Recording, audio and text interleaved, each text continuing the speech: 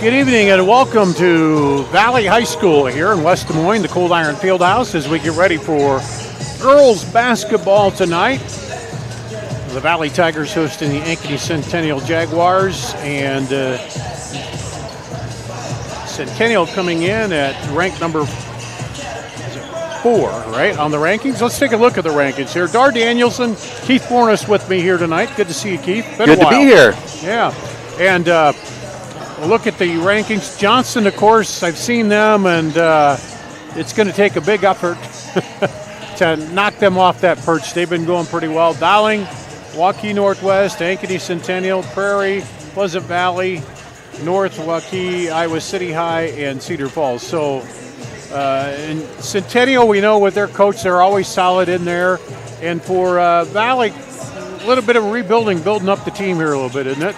It is. You know, they had 2 years where I would consider they had really good teams, but they were still 13-11, 15-9 because of the conference that we play in. The CIML is just ridiculously good. And so it is a rebuilding year. There are girls from the previous 2 years on the team, but now they are in a leadership role. And so defining who is doing what still kind of on the table right now. All right, well, we'll see. It's not an easy opponent to sort that out with, but they'll try to do it here tonight. We're going to take a break. We'll come back. We'll have more in the pregame as we get ready for the girls' half of the doubleheader here on CISN.TV. Yarman Ford Indianola, your certified Ford Model E dealer. All month long, save big on our new 2024 Ford electric vehicles. Lease a new all-electric Ford F-150 Lightning for only $345 per month. Lease the all-electric Mach-E for only $299 per month. Plus, the new Ford Power Promise. Get a home charger with your purchase. Come see our electric vehicle specialist here at Yarman Ford Indianola. DeYarmanFord.com. Metro Heating and Cooling is celebrating 40 years of keeping Des Moines comfortable. To celebrate, this October we're offering $40 off one of our seasonal maintenance plans or $40 off any repair. Get your home ready for the colder months with expert care and big savings. Whether it's a quick tune-up or a much-needed fix, we've got you covered. So call Metro Heating and Cooling today to celebrate 40 years with $40 off this October. Trust the team that's been keeping you warm since 1984. Hi, this is Chris from Fireplace Superstore, and if you've been thinking about upgrading that old wood or gas fireplace in your home or adding a new one someplace that you've always wanted, we have Central Iowa's best selection of wood, gas, and electric fireplaces. So if you've always wanted to add some warmth and beauty along with value to your home, come see us at Fireplace Superstore today. 10820 Douglas in Urbandale. Getting your car serviced or repaired can be a pain. That's why Westside Auto Pros is committed to making it as painless as possible. If you wish, we'll come get your car at your home or office and return it when it's done. Or you can drop your car off here and we'll shuttle you to where you want to go. When we're finished with your car, we'll come pick you up and bring you back. If your car is going to be here for a few days, we offer low to no cost rentals. So give us a call and say, I can't wait to have my car serviced at Westside Auto Pros.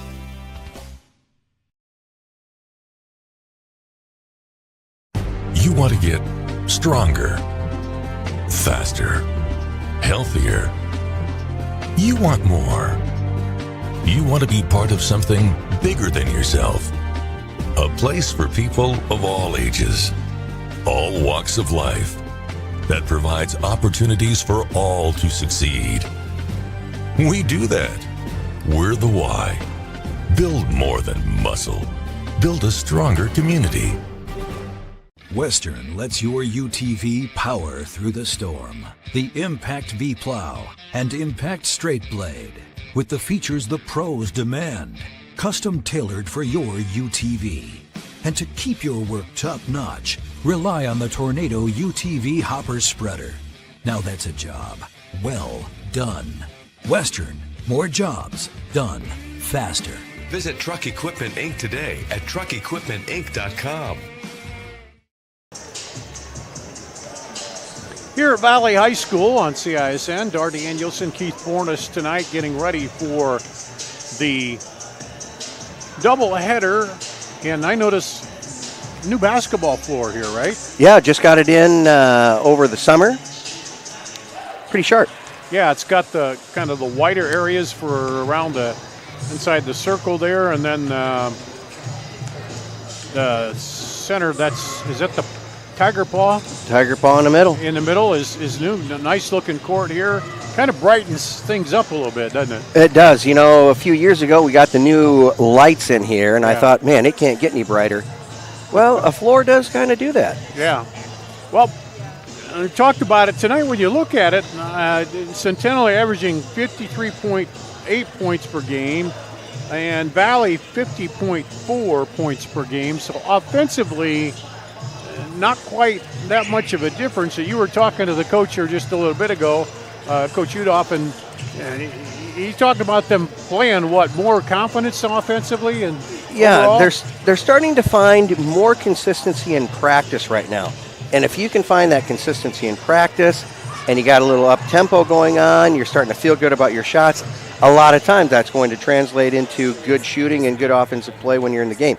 That is something that they are hoping can continue on after having 2 straight wins earlier this week versus Cedar Rapids, Washington, and then against Urbandale. So they're on their way to doing some great things, but as you said earlier, a tough opponent to see, how much have we improved? And when you look down Centennial's lineup, you see senior, junior, 1 sophomore in there, so a much older lineup, more experience, I guess, in some ways. Well, right? And not only that, you take a look, Finley Blackmore is going to be going to Western Colorado, Jaden Pratt's going to be going to Illinois State, Maya Crawford to Drake, Tilly Smith to Grandview. I mean, how many times do you see a team that's got 5 girls that are going to be going to play college basketball someplace? Centennial just has the 4 because Ava Martin's going to go to Missouri Western to play soccer. But still, 5 girls on your floor at the same time that are going to go and be college athletes. And it's been fun to see just how well, through the years been doing these games and these girls moving on to play at college level. But I think we're going to have the starting lineups here. For tonight's varsity girls basketball game between the Jaguars of Ankeny Centennial High School and your Valley Tigers. Our officials for tonight's game are TJ Augustine, Jason Alons, and Michael Waller. And now, ladies and gentlemen, let's meet tonight's starting lineups. For the Ankeny Centennial Jaguars, number 1, Ava Martin. For the Valley Tigers, number 0, Ashley Brown. For Ankeny Centennial, number 3, Finley Blackmore. And for Valley, number 3, Carrie Rose. For the Jaguars, number 4, Jaden Pratt. And for the Tigers, number 4, Bailey Utah. For Ankeny Centennial, number 5, Maya Crawford. And for Valley, number 11, Tylee White. And your apple. And for the Jaguars, number 23, Tilly Smith. And for the Valley Tigers, number 12, Avery Moon. Jaguars are led by head coach Scott DeYoung, and the assistant coaches are Dave Runchie, Rachel Schmidt, Andy Fain, Dennis Halverson, and Terry. You can have it. Tigers are led by head coach Matt Utah, and the assistant coaches are Ashley Adams. Let's take a break. We'll be back with the start of the game after this on CISN.TV.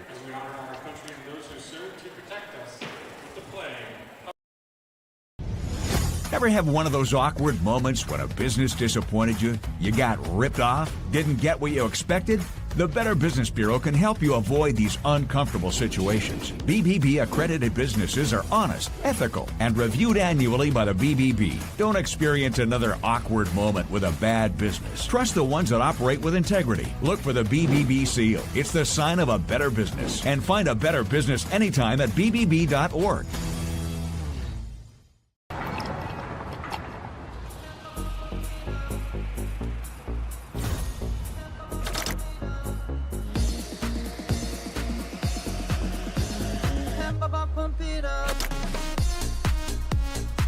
fuel choice that even rivals can agree on?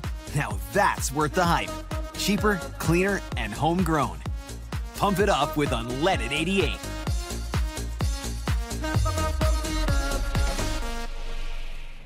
Free Godfather's Pizza begins with the download. Order through my new online ordering app and start earning free pizza and sides. It's easy. Download the Godfather's Pizza online ordering app today. Do it. Over 1,300 vehicles on WaukeeChevy.com. Schottenkirk Chevy Waukee. If we don't have it, you can build it. Newly expanded service department means we're hiring. See the openings on WaukeeChevy.com. Schottenkirk Chevy Waukee. WaukeeChevy.com. Thank you for tuning into today's broadcast. Don't forget to like and subscribe to the channel so you don't miss any of our live events.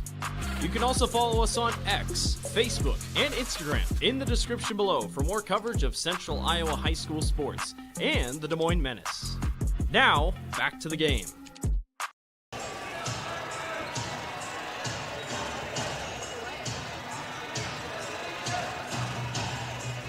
And we're back here ready to start it off tonight. Valley Tigers, Ankeny Centennial Jaguars. And Jaden Pratt will step in for Centennial. They're in the dark uniforms. Valley in the home whites here. And there's the tap. Going to go out. They're going to say, do it again. And Ashley Brown back in there, and Pratt again. This time Pratt gets the clear. Tap on it, and we're underway. Over the left side, now down the lane. Pratt blocked, but the foul called from behind on Avery Moon. Avery Moon was in a trail position there. Looked like she had a pretty clean block, but the officials just didn't see it that way. Avery a little disappointed in the call. First free throw is up and good by Pratt.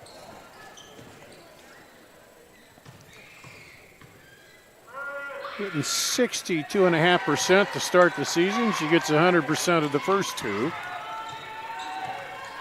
And a quick 2-0 lead for Centennial. Here's Valley. Utah off with it. Over to Moon. Right side of Rose. Now down on the block. Pushed around. Little contact down there. Take it away. Out to Pratt. Over to the side. Three-pointer good by Finley Blackmore. Centennial has two girls that are averaging 2 to 2.5 steals per game. And so they're going to be in the grill of Valley all night. Down the lane, up and into contact, and the miss comes off to Centennial. Maya Crawford gets it over on the wing. Smith now back up. A little weave at the top there. And Pratt pulls up for the three, in and out. Battle for the rebound underneath. And that'll go to Centennial. Good hustle by Bailey Utah underneath the bucket. And it looks like we might see a little pressure here. Let's man to man. They're going to drop back. Okay.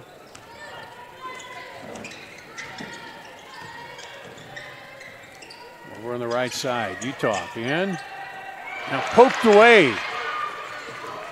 Crawford up and good. Nice little run going here by Centennial. One of the things that Valley wanted to do tonight was try and match the physicality, but right now, Centennial's got it going. Yeah, they are at this point, and there's the first foul on Centennial. That foul on Ankeny Centennial is number 5, Maya Crawford, her first personal foul, first team foul of the quarter. And you're right, that's what Coach said, and so far, Centennial bumping a little more. Rose looking for some help, backs in, all the way through, up and under, and gets the home rim bounce. Nice job by Carrie Rose finishing the shot, and it was high off the glass. Rose goes to the free throw line. Shooting 64% in the early going of the season and pops that one.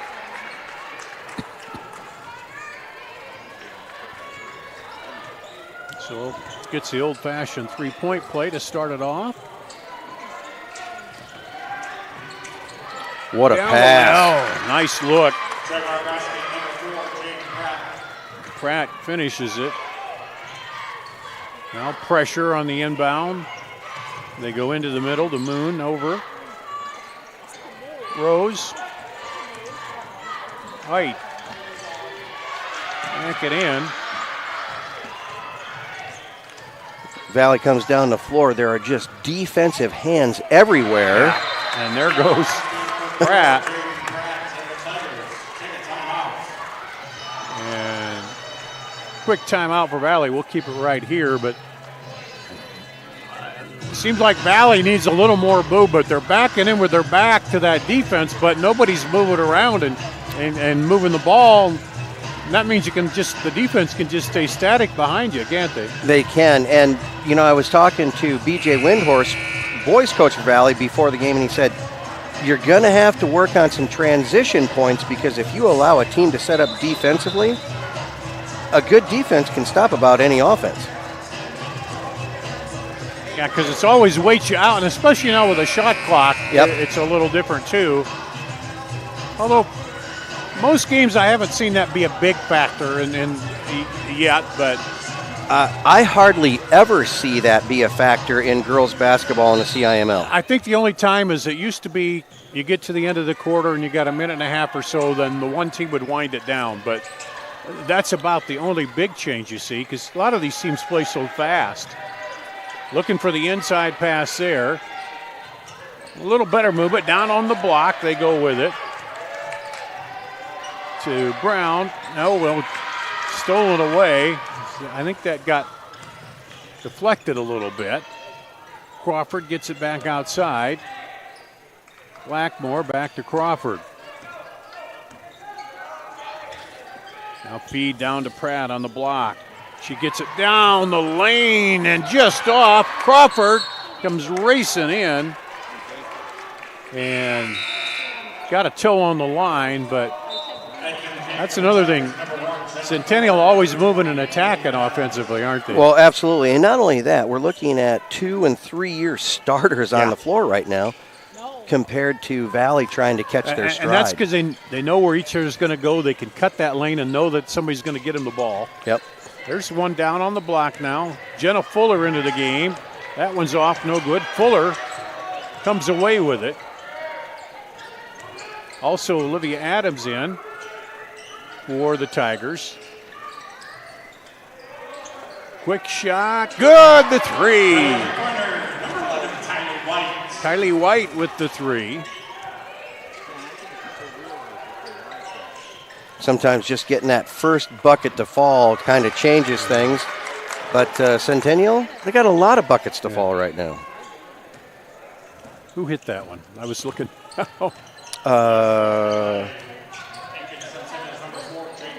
Jaden Pratt. Oh, Pratt, okay.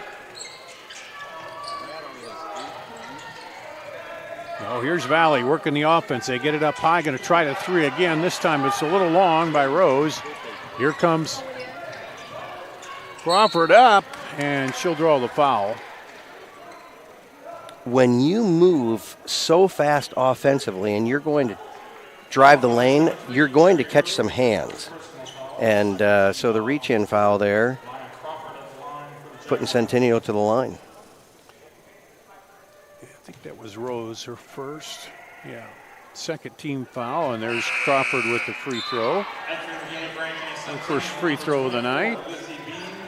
And she is hitting 78% here to start the season.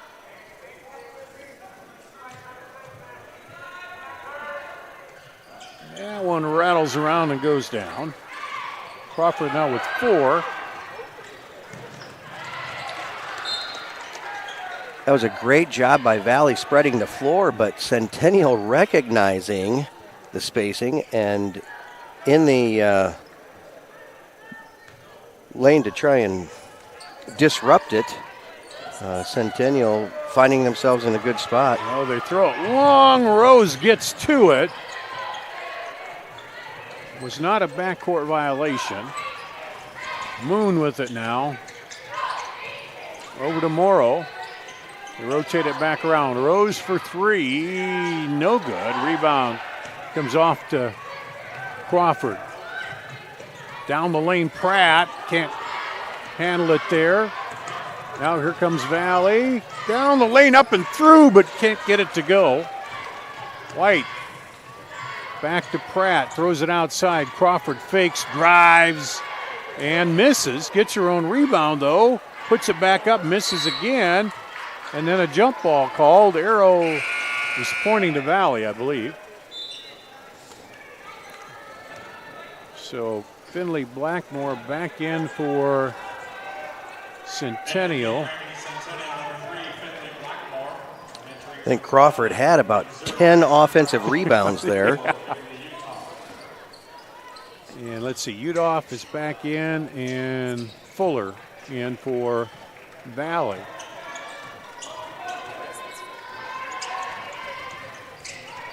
And trying to trap her up top. She gets through it.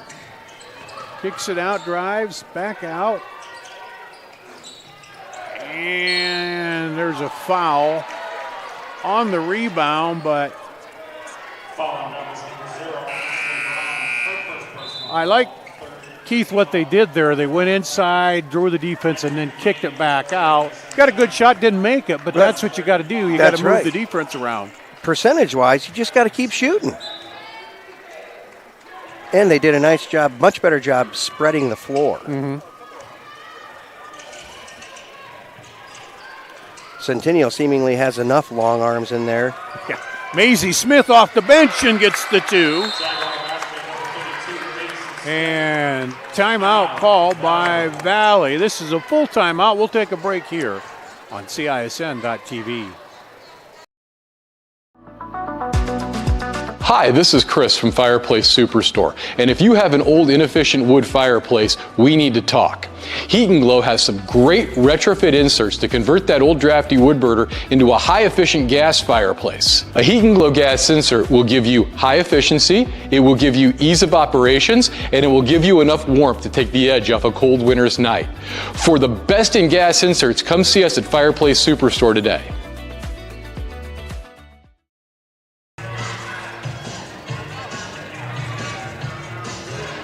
Got a look in here in Centennial's timeout.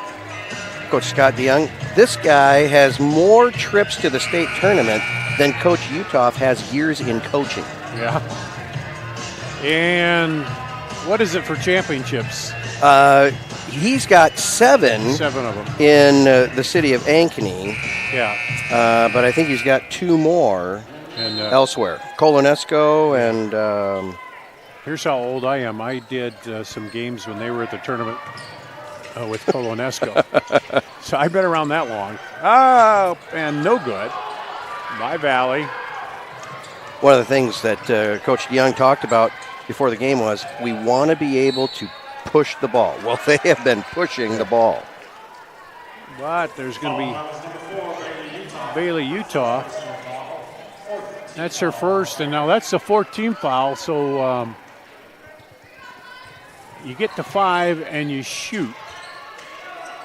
That's been a bigger change, I think, to the shot clock with that foul situation and dealing with that. Well, yes.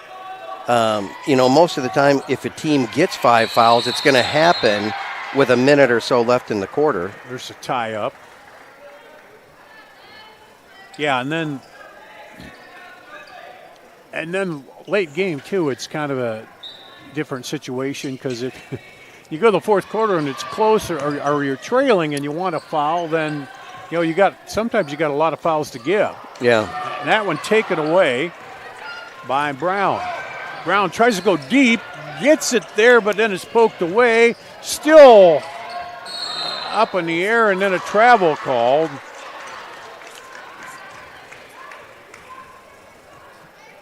I thought you could slide until you came up. It was a travel, but he said.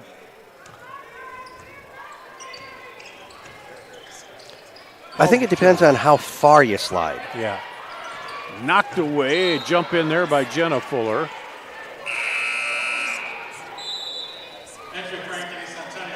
Boy, it's been fun watching Jenna Fuller kind of grow up in the Valley gym all those years, watching her older sisters play. Now that she's playing, it doesn't seem like she's a freshman. It seems like she's should be graduated, have a job somewhere.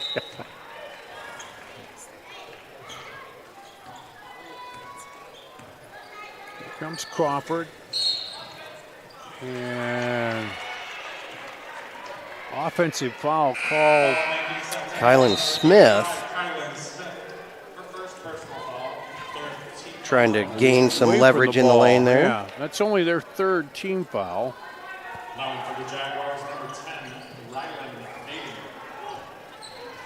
And 11-point lead. Here comes the Tigers trying to cut that down. Moon gets it over to Adams, Olivia Adams. Utah hands it off. Here's Moon. Oh, nice move. Squared up and got the bucket. Nice job going with the left hand.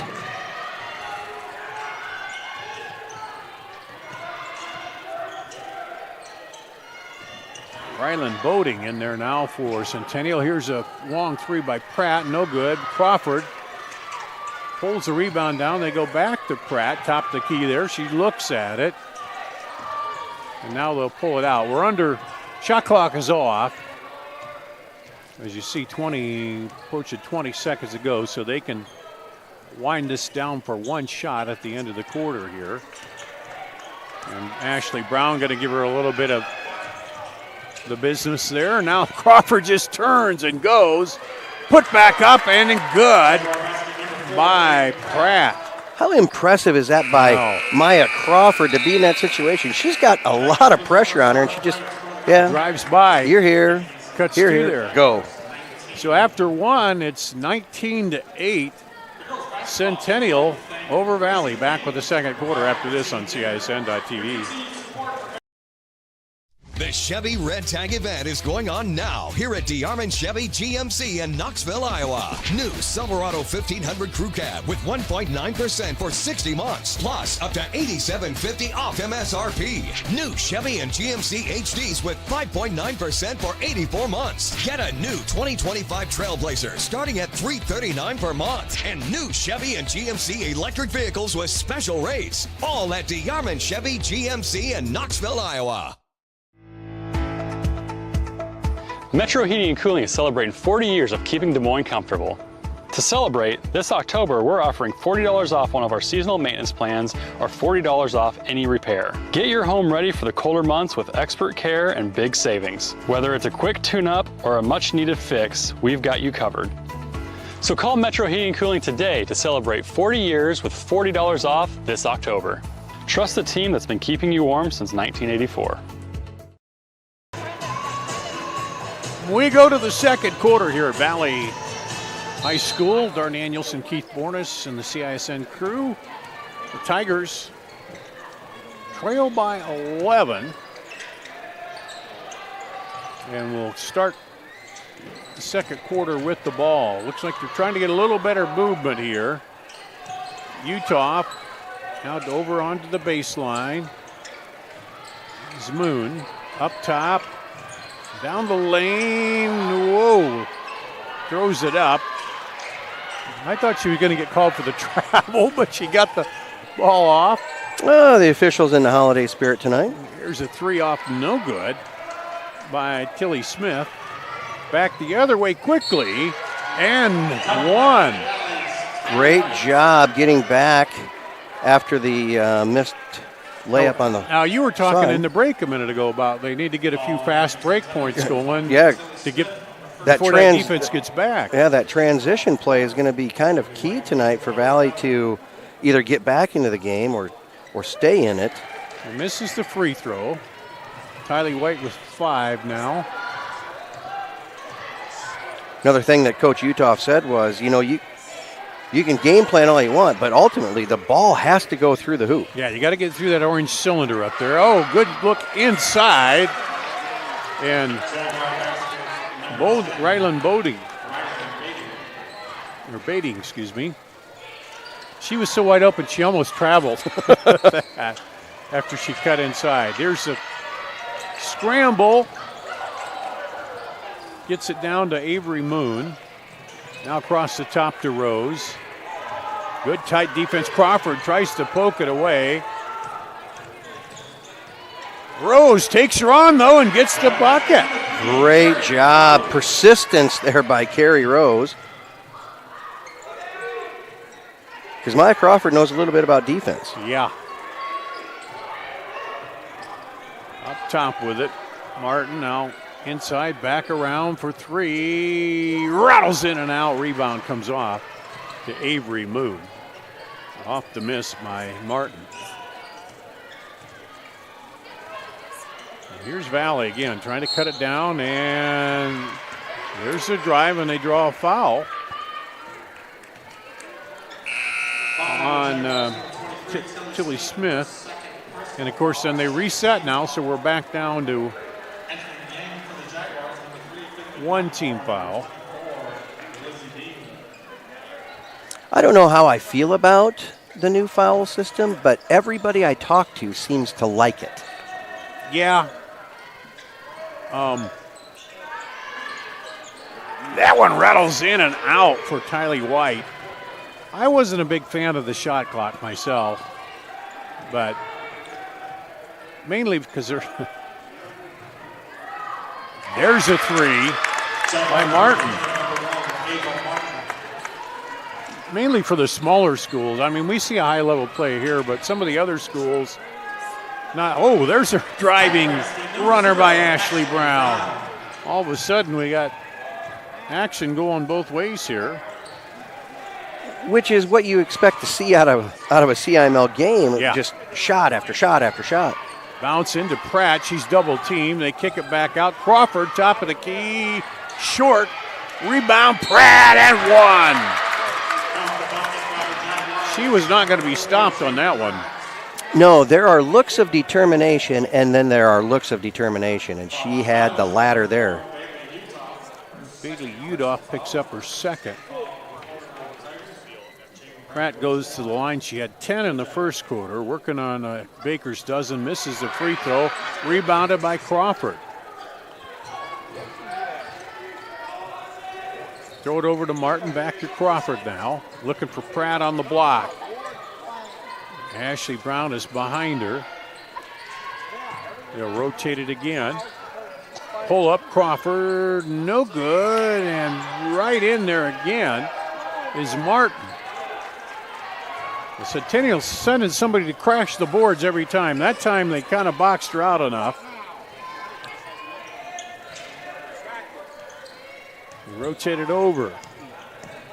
Here's Rose, and then a foul is called on the drive against Pratt. Pratt's not very excited about that. She says, I'm making the same contact I've always been making. Well, I think it's Utah got pushed off a little harder that time. Yeah, and I think there's more movement by Valley. Before, they were bumping up against them and Valley wasn't moving. Now they're moving a little bit more. Here's the drive. Moon, baseline, tried to throw it through, and it's knocked away.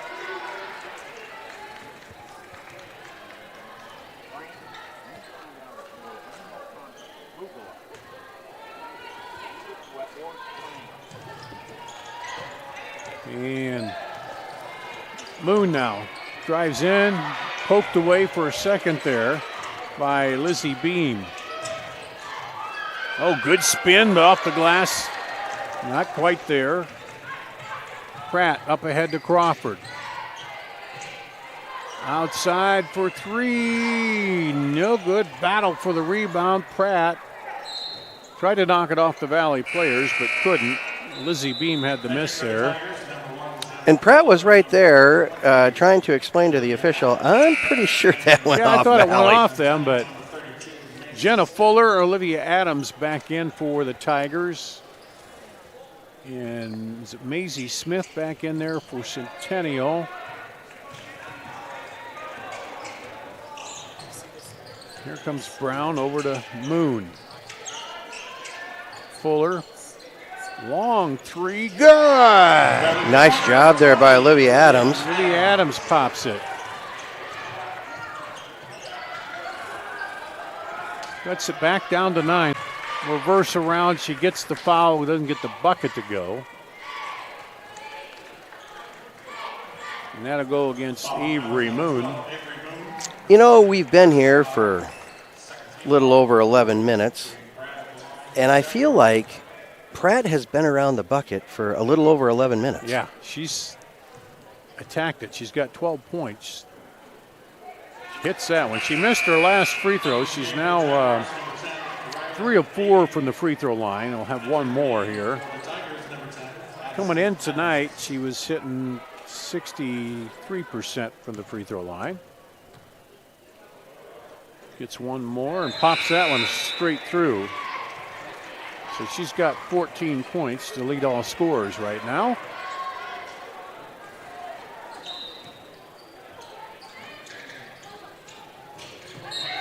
And I missed that. We'll just pretend like it didn't happen. Yeah.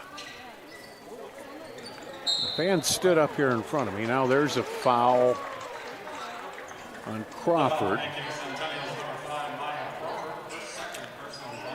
That's one thing. They've been aggressive, but now there's a case where they get a foul, but they've been aggressive and they've played good defense. So sometimes you're aggressive and you're hacking and you're getting fouls, but Centennial hasn't done that, and they're really going at this game. Right, and I think that's the first time that Crawford's been out of the game. So, you know, the stamina that these gals have running up and down the floor every night, I guess that's carrying over to running up and down the floor tonight. And then Pratt forces the turnover, gets it back. Yeah, we're at the point as Pratt backs in, goes through, kicks it out for 3. Good. Maisie Smith hits a 3. Valley tries to push it up the floor quickly. And that's going to go out to Valley. As I say, we're enough games in, you know, you preseason practice, but you don't really get that game shape going up and down the floor. But they've got enough now where they should be. They played enough actual competitive basketball right now, 6 games in. Jenna Fuller is still trying to figure out why she wasn't fouled on that last drive. But time to play on. Yep. Fuller gets it off there to White. She'll drive, and that time draws the foul.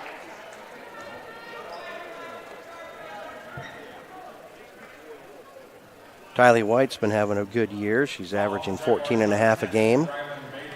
Over 100 points on the season.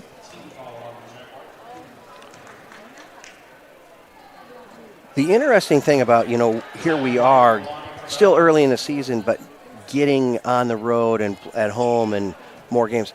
It is amazing, though, how, you know, Valley's played 7 games to Centennial 6 games. The boys started a little bit later. They don't have as many games in, but boy, the teams are just looking good. Yeah.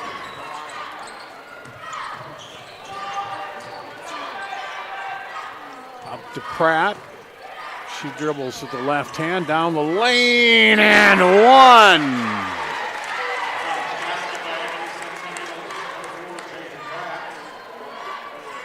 That'll be Ashley Brown. Brown has done a good job with her on the baseline, but that time on the drive, that was tough.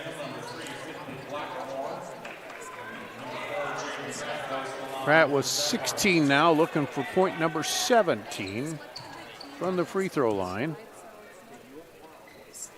Hits that one, so she's now 5 of 6 from the free throw line. And here comes Valley. Approaching 2 minutes to play first half. There's a 3, good. Tylee White shooting that from Ankeny. It looked like she was having trouble, but she just followed straight through it as a pure pretty 3. Looked like she had a little trouble hoisting it at first, but no.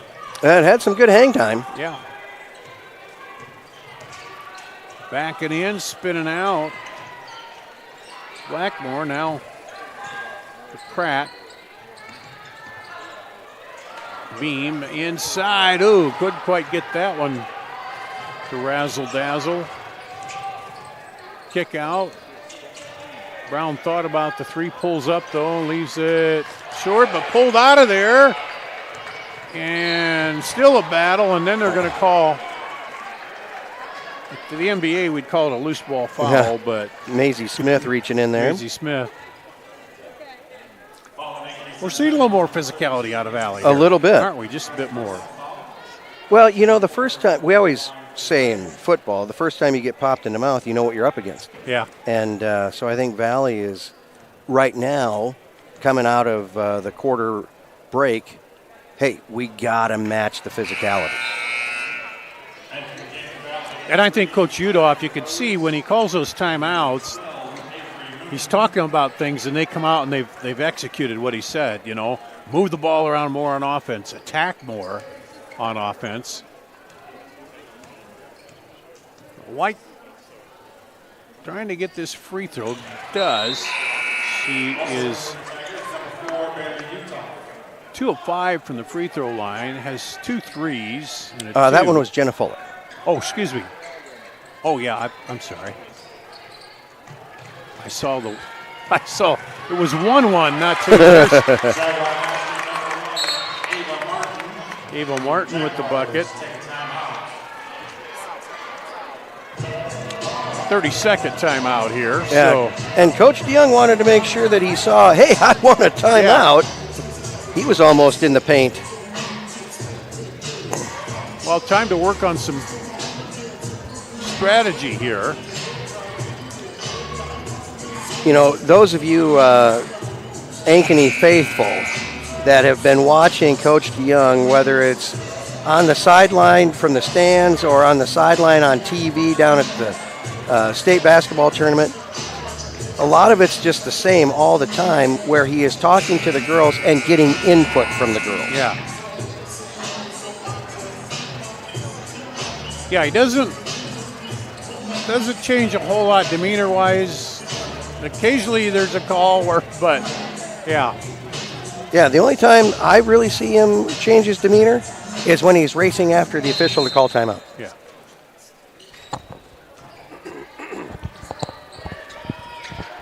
So here's Valley. Trailing by 14. They had it down to 9 at one point. And now they got close to a 5-second call. They get it away. And over to Utah. And to White. Centennial playing such tight defense, the officials are counting. Doesn't matter who has the ball. And a foul on Jaden Pratt.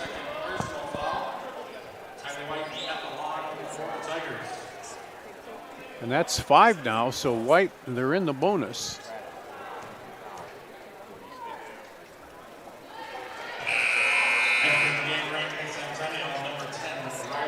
That's White's 10th point.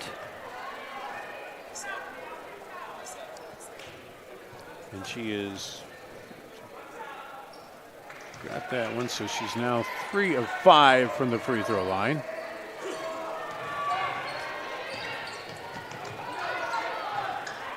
Oh, they lob it over behind the defense, down. They fill the lanes perfectly. Ava Martin, textbook passing drill up the floor. Turnaround, no good. Rebound comes off to Maisie Smith. Down on the block. Kick out. The drive, the scoop, and the foul by Olivia Adams. We'll send Lizzie Bean to the line. With 8.7 to go.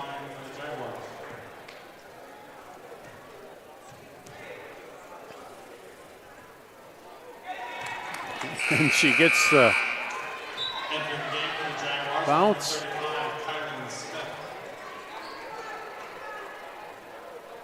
Kylan Smith back in for Centennial. Maybe a little defensive substitution here with end of the first half. Rebound pulled down by White. As it poked away, 3 seconds. Fires, and that'll be short. It'll be 39-24 here. Valley, or Centennial over Valley. We'll take a break and come back with our halftime look here on CISN.TV.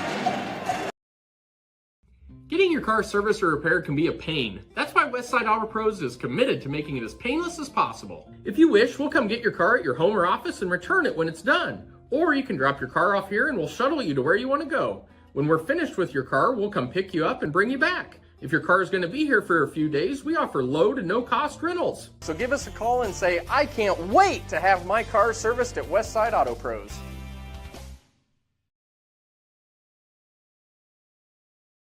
You want to get stronger, faster, healthier.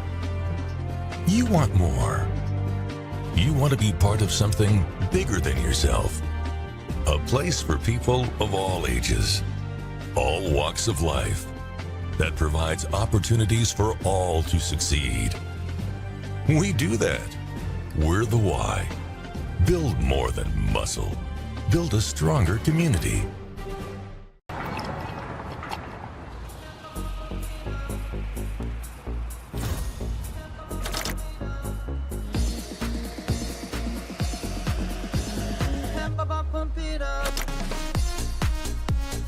A fuel choice that even rivals can agree on? Now that's worth the hype. Cheaper, cleaner, and homegrown. Pump it up with unleaded 88.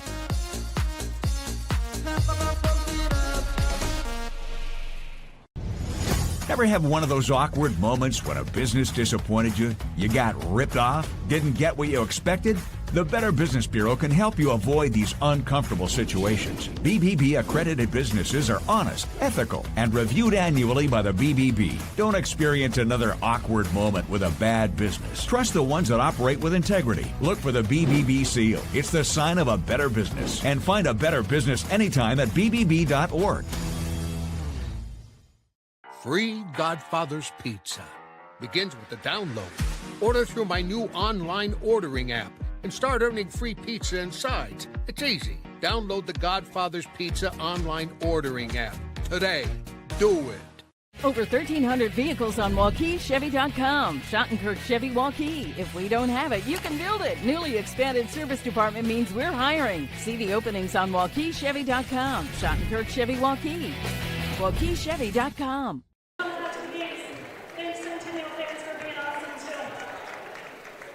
We are back here at halftime. It's Centennial 39, Valley 24. Darn Danielson with you. We'll run down the first half stats here. First for Valley, Tylee White with 11. 5 for Carrie Rose. 3 for Olivia Adams. 2 for Ashley Brown. 2 for Avery Moon. And 1 for Jenna Fuller. For Centennial, Jaden Pratt leads all scorers with 17, 10 in the first, 7 in the second. And then it's 5 for Maisie Smith, 2 for Rylan Bading, 1 for Lizzie Beam, 7 for Ava Martin, and 4 for Maya Crawford. Just looking at it, let's see, 3 threes for Centennial. 1, 2 threes for Valley. 8 of 10 free throws for Centennial, and for Valley, it's 1, 2, 3, 4, 5 of 6, 7, 8. 5 of 8, I believe, free throws. So, Dar Danielson, Keith Bornas. Centennial got out early here, and you look at it, Valley only 8 points in the first quarter, but they doubled that, 16 in the second. Centennial pretty even, 19 and 20 to get to their 39 here in the first 2 quarters. So they've been even and steady, and Valley showed a little improvement in that second quarter. They did. They were matching the physicality better, just like Coach Uthoff wanted to do. The problem being when you try to be that much more physical than you have been, your throws are off, your shots are off, so the ball's just not going through the hoop like they want it to. And I think, too, they were keeping their head up and looking around. With Centennial, they're always attacking the basket offensively and defensively. They're going down the lane. We talked about it. You have all these seniors and juniors. They can cut. They know that they're going to get a pass if they cut. They know when to kick it out, and then they're attacking the boards. When the shot goes up, somebody's always attacking into the boards on defense. Well, when you're a team that truly can control the pace of the game, you're used to that pace. And it is a lot faster than Valley has been playing. The other thing about it is not just knowing your teammates, but the caliber of the athletes that Centennial has on the floor is really impressive. In fact, if anybody in Ankeny is thinking about a Halloween costume for next year, I would just get a number 5 jersey and put a cape on your shoulders, because right now, Maya Crawford is a superhero, both offensively and defensively, on getting rebounds and moving the ball around. All right, we're here at halftime. With Halloween, we're just getting to Christmas. Well, although the day after Christmas, they'll probably put up the Halloween candy. Yeah. Anymore, it's like boom. But okay, let's take a break here. We'll do that. Be back with more after this on CISN.TV. Western lets your UTV power through the storm. The Impact V Plow and Impact Straight Blade, with the features the pros demand, custom tailored for your UTV. And to keep your work top notch, rely on the Tornado UTV Hopper Spreader. Now that's a job well done. Western, more jobs done faster. Visit Truck Equipment Inc. today at truckequipmentinc.com. Save big this month on all new Chrysler, Dodge, Jeep, and Rams at DeArmond CDJR Ames. New Jeep Wagoneers with up to $13,000 off MSRP, or get up to $16,000 off MSRP if you currently own a Ford. Brand new 2024 Ram 2500 Crew Cab 4x4 starting at only $42,990, and over 20% off on new Ram 1500 Crew Cab 4x4s. That's right, over 20% off. Save big here at the all-new DeArmond CDJR Ames. Metro Heating and Cooling is celebrating 40 years of keeping Des Moines comfortable. To celebrate, this October we're offering $40 off one of our seasonal maintenance plans, or $40 off any repair. Get your home ready for the colder months with expert care and big savings. Whether it's a quick tune-up or a much-needed fix, we've got you covered. So call Metro Heating and Cooling today to celebrate 40 years with $40 off this October. Trust the team that's been keeping you warm since 1984. Hi, this is Chris from Fireplace Superstore, and if you've been thinking about upgrading that old wood or gas fireplace in your home, or adding a new one someplace that you've always wanted, we have Central Iowa's best selection of wood, gas, and electric fireplaces. So if you've always wanted to add some warmth and beauty along with value to your home, come see us at Fireplace Superstore today. 10820 Douglas in Urbandale.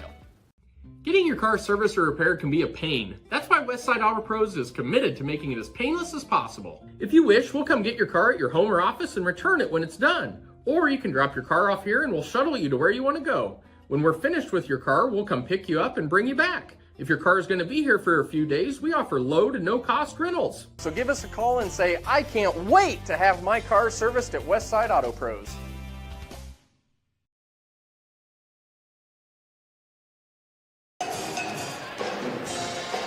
Here at Valley High School, Cold Iron Fieldhouse, Star Danielson, Keith Bornas, and the CISN crew is the halftime winding down. Let's go into the locker rooms quick. If you're Coach Udoff, what are you telling the team here at halftime? Come out and play like you did in the second quarter. We're on the right track. We're trending in the right direction. We have to keep the tempo up, but understand you're going to get used to that tempo. The shots will fall. And as far as Centennial is concerned, one adjustment that they might think about making is pushing the ball even a little harder. We've got a few reachy fouls there at the end too. Maybe, play defense moving your feet in that and don't get over anxious. And think for them too is you can't get lulled to sleep and think, oh, well, now we got this game in hand, 15 points, and let's just sit back and cruise to the end. Right. With as many people on the floor that can shoot three-pointers, if somebody gets hot, it's only 5 shots.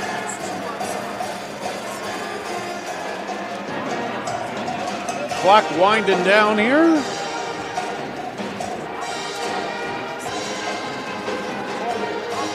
And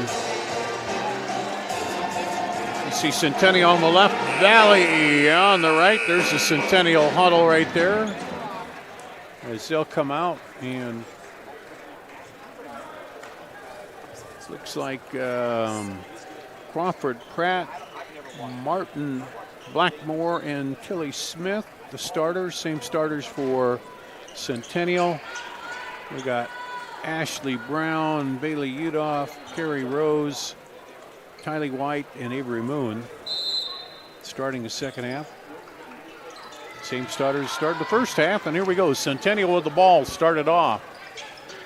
And nobody on the floor with more than 2 fouls. Back cut there, but good defense. They keep Crawford from the bucket, but kick it back outside, and Pratt hits the bucket. Wait a minute. She shoots from the outside, too? Oh, yeah. Wowzers. She's got 20. Yeah, I think anywhere on the floor, she's a threat. She works really well inside and driving, but don't leave her open. Down the lane, kick out for 3. No, just short. Rebound comes off to Crawford. That's one thing Tigers have had little of tonight is second chance opportunities offensively. That one going to go off the hands of Finley Blackmore to Valley. And that might be the first time tonight that Centennial hasn't had a second shot. Yeah, they've been very good attacking the boards on both ends of the floor. Here come the Tigers inside. Oh, good reverse over, and it rolls off the rim. Just about got that to fall. Pratt up top to Crawford. Now Blackmore. Martin into Pratt. Pratt up and good. Well, I tell you what, that is great work by the camera crew, just keeping up with all those passes. That one's up and a foul. That will go against Pratt, her third. I think one thing, too, about Centennial is they have enough depth, too, that if somebody gets in a little foul trouble, and the first free throw no good by Brown, she's got 2 points on the night. Yeah, it's hard to find a piece of paper big enough to put all of the names for Centennial on it and what they've done this year so far on the basketball floor. Brown gets the second free throw, and they're going to let Pratt sit down for a bit. She'll sit down right now with 22 points, the leading scorer in the ball game. And she averages 13.7. So trending above that tonight.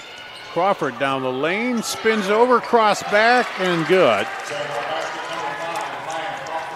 That movement by Crawford with the finish looks to be like something Drake would enjoy. Yeah.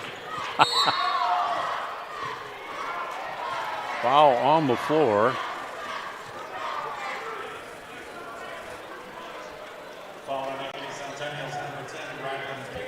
Bating with her second team foul. As I kind of alluded to earlier, it's fun seeing all the players here from the CIML on the Iowa college teams. You know, Drake, UNI, Iowa. There's a jump ball. We'll stay with Valley.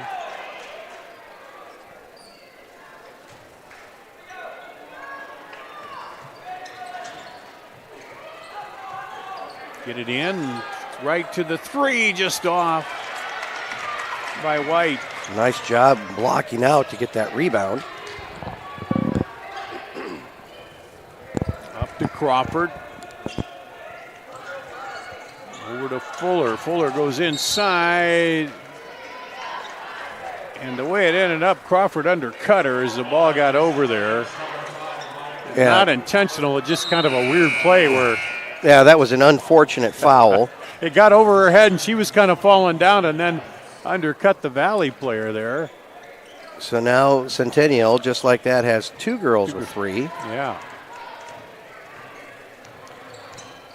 And the one thing that you hope for for Valley would be, if you do get girls in foul trouble, can the girls that are going to come in and play for them, do they have the control to not get into foul trouble as well? Blackmore steals it, goes down the other way, and then gets fouled by Carrie Rose. Her first team foul of the second half here, and it'll be a shooting foul for Blackmore, who has a 3 tonight. 3-pointer. Misses the first one. Hitting 50%, 1 for 2. Not a lot of free throws early on in the season for her. I got a lot of experience playing with a lot of fouls when I was in high school.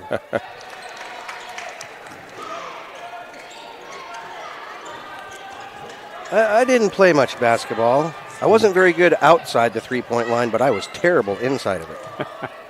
Did you wrestle? A little bit. A little bit.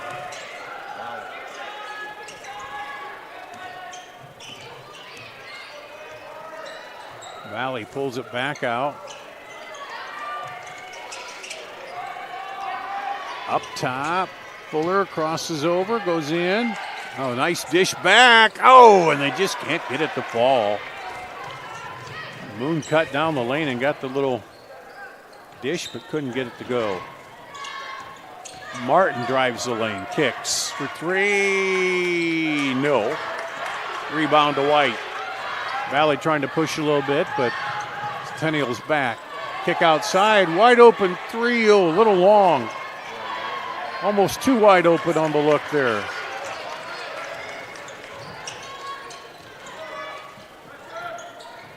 Getting to that point in the game where we can turn the shot clock off. Yep. Nobody's taking more than 7 seconds aside. Yeah, they're just coming down and boom. That one's knocked out of bounds by Valley. Ashley Brown did a nice job disrupting. Udoff and Addison Adams coming in.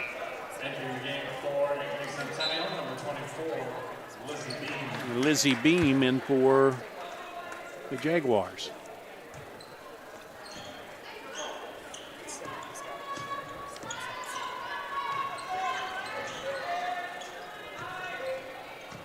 Six on the shot clock.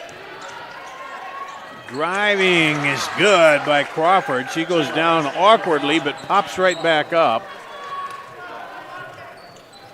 That gives her 8 now, doubled her output. She had all 4 of the first half points in the first quarter. A few more looks with Pratt on the bench here. Down the lane, and attacking is Udoff, and she draws the foul. That's the 4th team foul here with 3:30 to go in the quarter. So that could make things interesting. They got in the bonus in the second quarter. It was later in the quarter, but could be here. Pratt ready to come back in. Udoff misses the first free throw. She's looking for her first points tonight.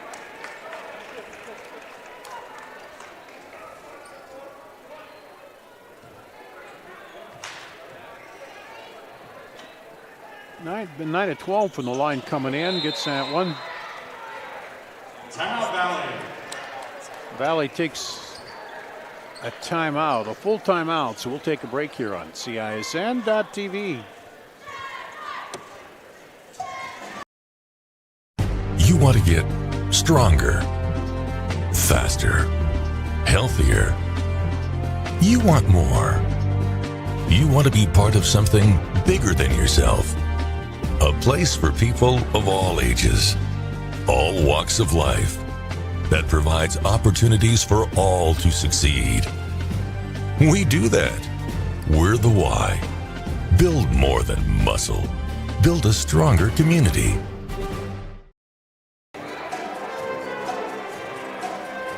Here at Valley, you saw the Valley huddle. Now over to the Centennial huddle.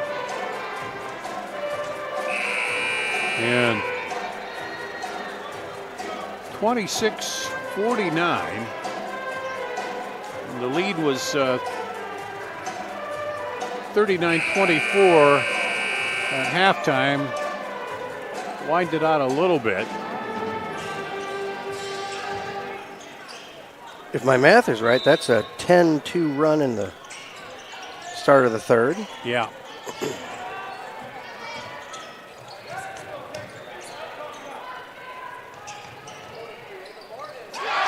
And there's a three. Making that 13-2.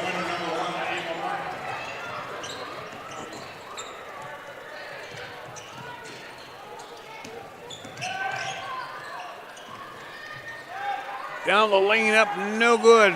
Rebound Pratt. There's a battle for it, and Rose and Pratt, two number 4s are on the floor, and they're going to say held ball to go to Valley. Entering for the Jaguars, number 32, Macy Smith. And Crawford's going to get a little bit of rest, and Maisie Smith is coming in. Officials are discussing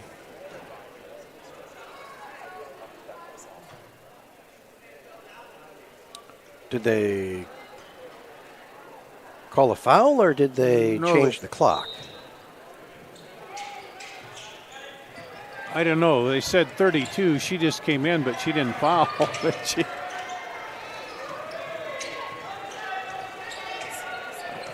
I don't know what they did. Well, we're playing and there's no shooting or anything, so Martin kicks it back to Pratt. Spinning in Blackmore. 7 on the shot clock and a travel on Martin. Valley playing some pretty good defense there. Yeah, we haven't seen a whole lot of turnovers out of Centennial tonight. Not Valley, much. that time they did clamp down. Now they go back to work. Brown gets it over to Utah. Now down baseline, running through is Olivia Adams. Gets it off to Brown.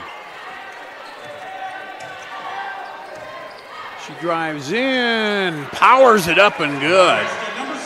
Ashley Brown. She's now got 5 points. Tried a little trap up there, but Pratt gets out of it. Pratt and Crawford are two players it's hard to trap anywhere. Now Yes. taken away by Valley. Down the lane, and it'll go off Rose. It's a nice job by Fuller stopping and trying to get that pass off. It was just a little too hot.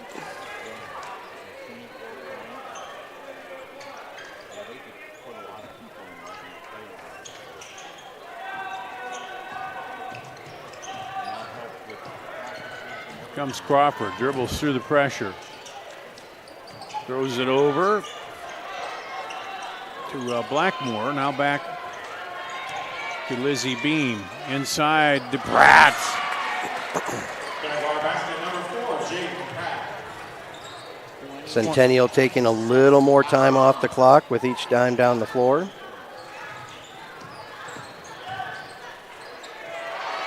Oh. Olivia Adams. Yeah, Olivia Adams up navigating the lane.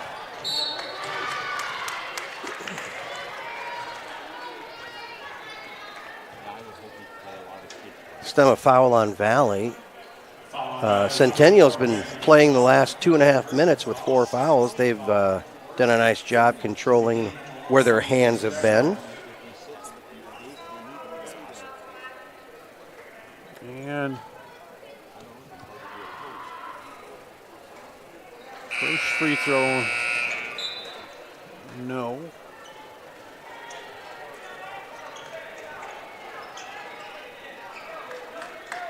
We got White back in there.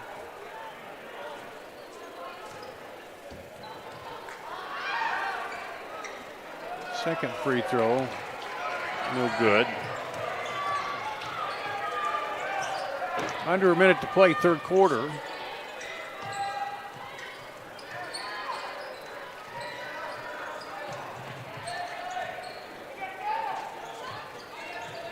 Up top to Adams. Olivia Adams rotates it over to Fuller. Now White. She tried to sneak it inside there. Got it in the lane, but Tilly Smith was ready and tied her up. But they get it on her own basket. 7 seconds on the shot clock. Poked away, Pratt. Almost ran it down and saved it. And there's still 5 seconds. There was no change of possession, so the shot clock did not reset. So Valley will have 5 seconds to get it in there. Pratt a little thankful for the padded chairs. Yeah. Yeah, press row there. Or the scorer's table, whatever you want to call it. So now, if they realize she did. She's going to launch it. Whoa. And that'll be a shot clock violation since it didn't hit the rim.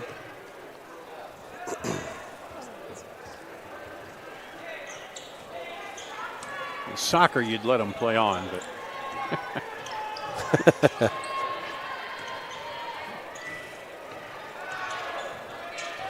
Here's Centennial. Down the lane, no good by Crawford. Fuller really playing some very tight defense there, but lobs it just short at the buzzer. Crawford still having no problem getting by. No, Avery Moon. So 54-30 after 3. We'll come back with the fourth quarter after this on CISN.TV. Over 1,300 vehicles on WaukeeChevy.com. Schottenkirk Chevy Waukee. If we don't have it, you can build it. Newly expanded service department means we're hiring. See the openings on WaukeeChevy.com. Schottenkirk Chevy Waukee. WaukeeChevy.com. Free Godfather's Pizza begins with the download. Order through my new online ordering app and start earning free pizza and sides. It's easy. Download the Godfather's Pizza online ordering app today. Do it. Western lets your UTV power through the storm. The Impact V Plow and Impact Straight Blade, with the features the pros demand. Custom tailored for your UTV. And to keep your work top notch, rely on the Tornado UTV Hopper Spreader. Now that's a job well done. Western, more jobs done faster. Visit Truck Equipment Inc. today at truckequipmentinc.com.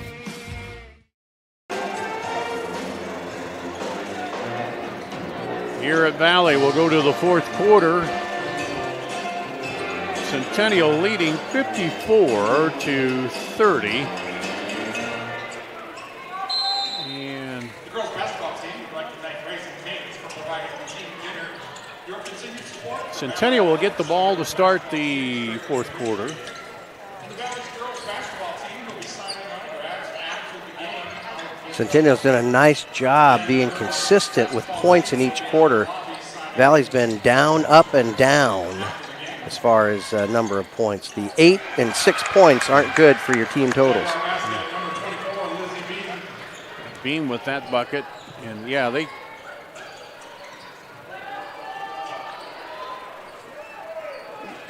few less points in that last quarter, but they did kind of slow it down a little bit at times. Here's Valley looking for Cutter, drives in and off the glass. Avery Moon. She's got some good moves in the lane. Back out for 3. Yep. Jaden Pratt. 27 for her. 30 now. No, that's not right. They're off? According to my score sheet, yeah. I may be wrong, but I've got her for 27. And everything adds up, so. There's a foul. Sometimes the pen and the paper are a little more accurate. That was on Ava, or no, not on Ava Martin. That had been on Jenna Fuller.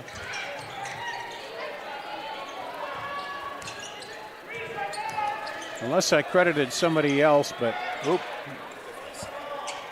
Pressure up top. They get it free. No good. Rebound pulled out of there by Crawford, but Valley gets it away and then a foul called. And the scramble, that's going to go against Kylan Smith. Her second personal, second team foul.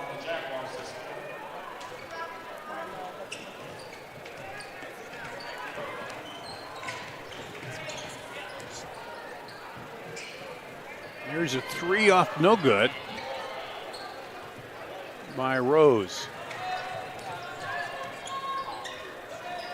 Rose, I've seen her when she gets in a groove, you know, she gets hit, but she just hasn't been on track tonight from outside. Lob in there. Just haven't been enough touches. Yeah. Good defense, takes it down the other way. Moon. That one is off. Good tap back.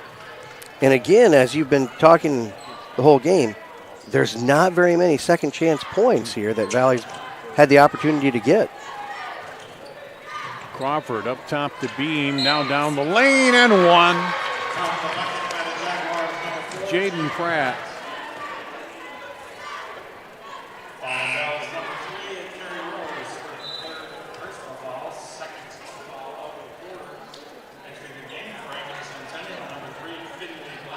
Rose's third personal.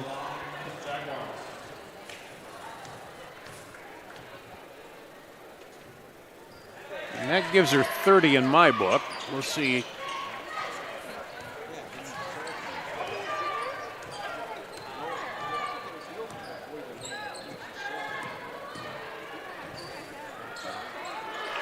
Oh, Olivia Adams high off the glass.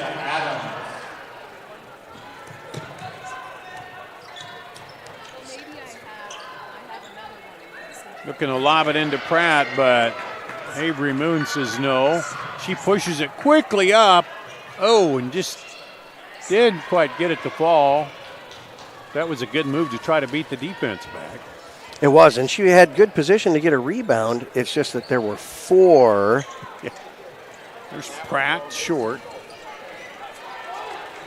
Yeah, there were four black jerseys around her. It's one thing to block out one person.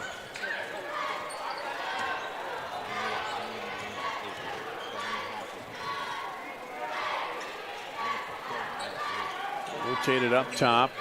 Olivia Adams. Long three is good from deep. Jenna Fuller pops one.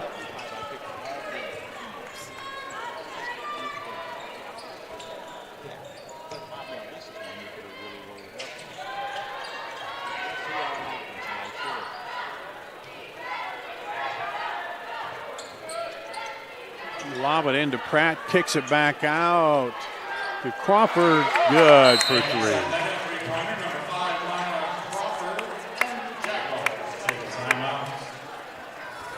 Full timeout. We'll take a break too here on CISN.TV.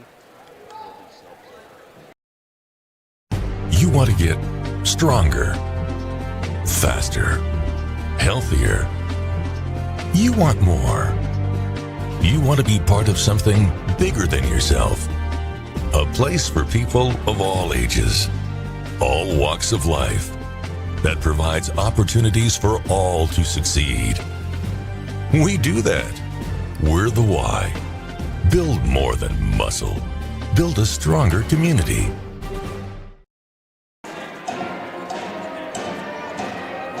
Back here at Valley High School, there's the Centennial huddle. Just a good performance by them tonight. We talked about it in their senior leadership. Dowling over Waukee 58-31 tonight over in West Des Moines. Remind me, what is Dowling ranked, Randy? Two.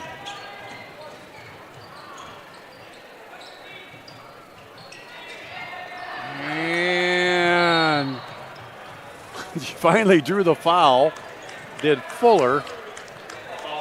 And kind of paid the price for it. Yeah. Kind of got it poked away, then stayed with it, then fell down, and then Blackmore fouled her now.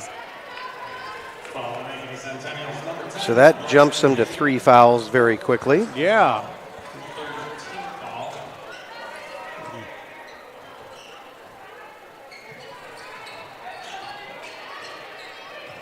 Get it in under pressure. White back over. Olivia Adams pulls it out.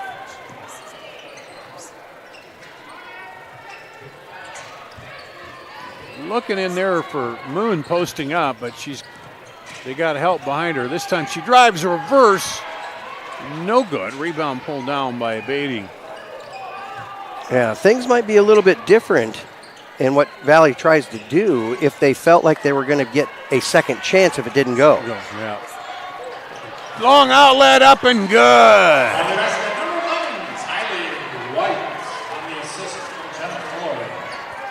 And Fuller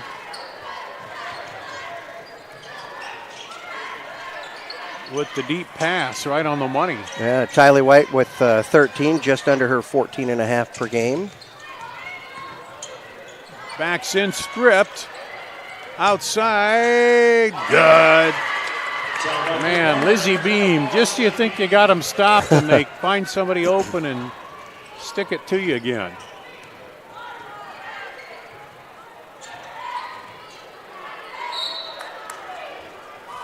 And Brown drawing the foul. Yeah, Beam on the foul there.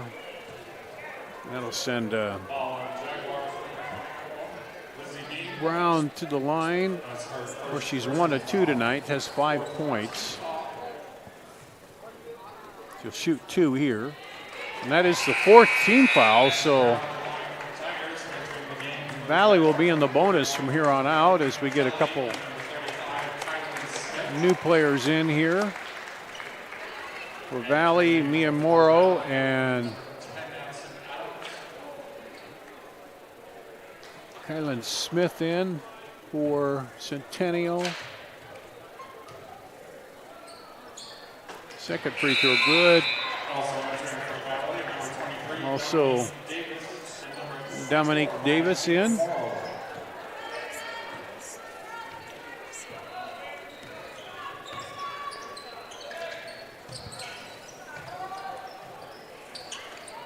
Nice job by the coaches here to get people in, get that valuable playing time.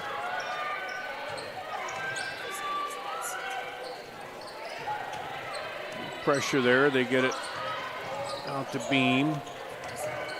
She'll dribble it back, then attack the basket, doesn't go. Rebound pulled down by Smith. They rotate it back over. McLean Kelly in there now also.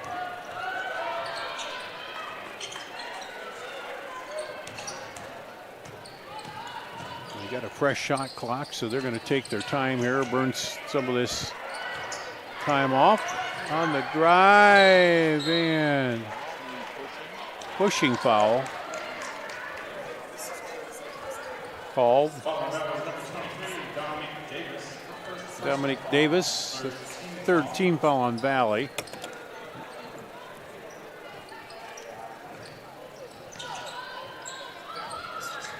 Going to go deep.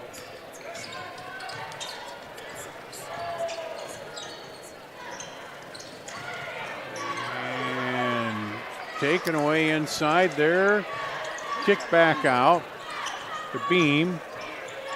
Beam spins, almost got it to go. Draws the foul.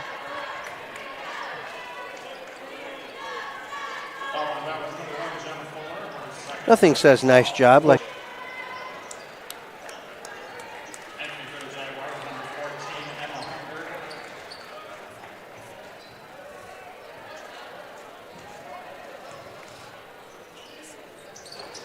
Second free throw is good.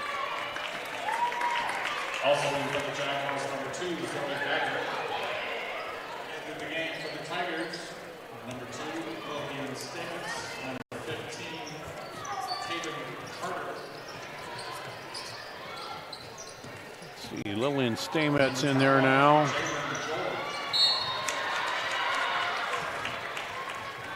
As Dominique Davis draws the foul. Nice job trying to get down that lane. Go ahead and force it up there. Emma Hunger. Gets some, drops in.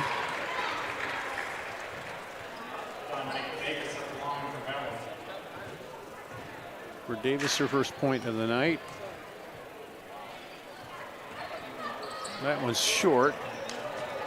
Rebound comes off to Zoe Geiger.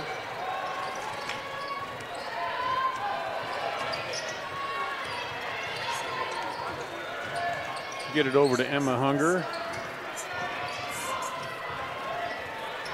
And the drive, and then she gets fouled by Jalen George. It's a great job of following the shot and getting her own rebound.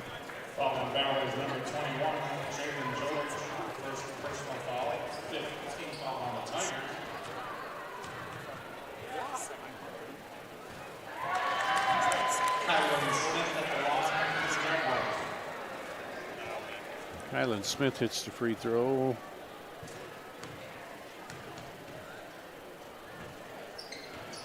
Hits them both.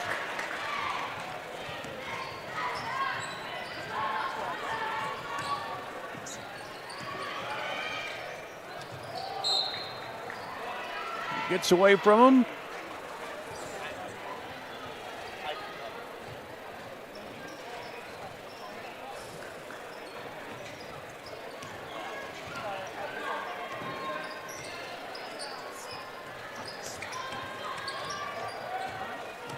And this could be the final possession here. We're going to drive it and score it.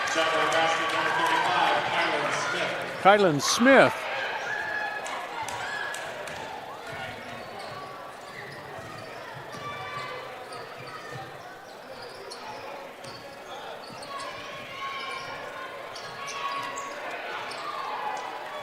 Three is no good, and that'll do it. 73-42 is the final.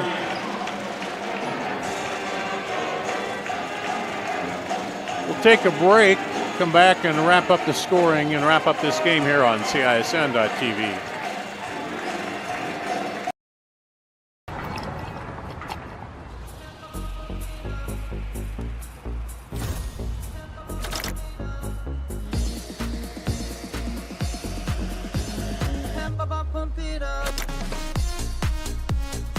Fuel choice that even rivals can agree on?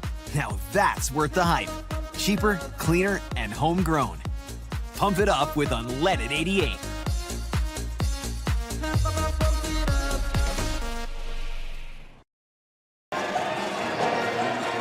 Back here at Valley High School, 73-42, Centennial Downs Valley. Let me finish up here my scoring for Valley's 13. Kylie White leads Valley, 7 for Ashley Brown and Olivia Adams, 5 for Carrie Rose, 4 apiece for Jenna Fuller, Avery Moon, 1 for Bailey Utoff, 1 for Dominique Davis. Round out the scoring there unofficially, of course. For Centennial, I had Jaden Pratt with 30, 11 for Maya Crawford, 10 for Ava Martin, so 3 in double figures, 5 each for Maisie Smith, Lizzie Bream, 4 for Kylan Smith, 2 for Rylan Bading, And, yeah, Finley Blackmore also had 4 on the night. So, good overall job by Centennial. Saw some things with Valley they worked on. The coach called timeouts, got him into some different stuff. So, we know he's a good coach. He's going to be going over what they need to do and continue working on this team. Yes, he's done a great job since he's come in his 3rd year. Got a group that he's just got to rebuild with. And, that second quarter was signs of good things to come for Valley. But when you talk about Centennial, my goodness, just the experience those girls have on the floor is really very impressive. I asked Coach Young, when was the last time he had 5 legit seniors that he was banking on getting everything done for the entire team? And he said, well, the last time that they had that many seniors playing that much was after they won their 4-peat. The 4 in a row. Well, all righty, we're going to take a break here, and we'll come back in just a bit. We'll have the boys' half of the doubleheader coming up here on CISN.TV.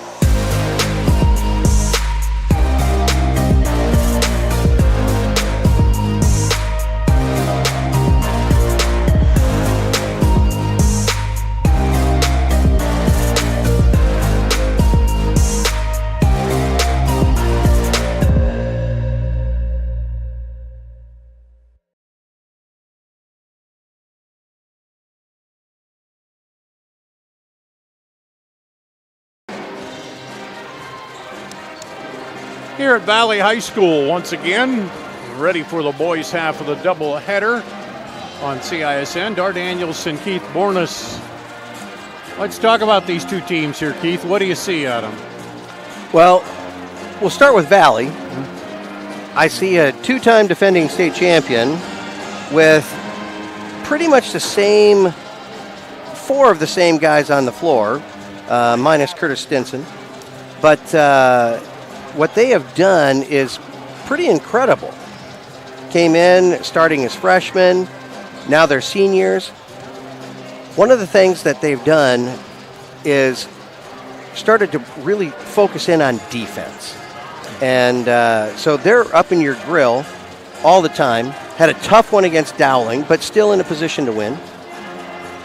As far as Centennial is concerned, their top 6 players from a year ago are gone. So they're fairly inexperienced and just trying to figure out where they are going to end up in the CIML this year. But both teams move the ball around well. They shoot well. They play defense well. And Valley, the last couple of years, I've seen some games where they look like there's no way in God's green earth they're going to be able to win a championship, but they've always toward the end, they put it together, they come together, and the coach, has them playing at their top, peak at the right time, and they've been able to put it together. Bob Fontana, we know he was over at Cedar Rapids for years, came over here to Centennial and has, done a good job with them. So both coaches are in their 11th season, respectively, here at Valley with BJ Windhorst, and Bob's up in his 11th year up at Centennial. Bob's been at it a little bit longer, 34th season of coaching as a head coach. BJ's in his 23rd, but both have great success, great records. Do we know Zay Robinson? Do we know if he's going to be back from Valley? Or? I assume from things that I've heard that Zay will be back after winter break and things like that. But they've been playing pretty well without him. But we all know that Zay Robinson's on the floor. He is a difference maker. Yeah, he's one of those. As you saw the rankings there, and before we move into, well, we're going to get our starting lineups here, so I'll hold that point. But for tonight's glorious varsity basketball game between the Jaguars of Ankeny Centennial High School and your Valley Tigers. The officials for tonight's game are TJ Augustine, Jason Long, and Michael Long. Yeah, how dumb am I? And now, ladies and gentlemen, let's meet tonight's starting lineups. Notre Dame's up 14-0. For the Ankeny Centennial Jaguars, number 5, Rex Jensen. And for the Valley Tigers, number 2, Kiki Deng. For Ankeny Centennial, number 12, Sean Thomas. And for Valley, number 10, Keem Jorgensen. For the Jaguars, number 13, Caden Clark. And for the Tigers, number 24, Jaden McGregory. For Ankeny Centennial, number 20, Cameron Klinger. And for Valley, number 52, Trevin Yerrick. And for the Jaguars, number 31, Evan Abbott. For the Tigers, number 54, Marcus McGregor. The Jaguars are led by head coach Bob Fontana. The assistant coaches are Matt Delcher, Tyler, and Katie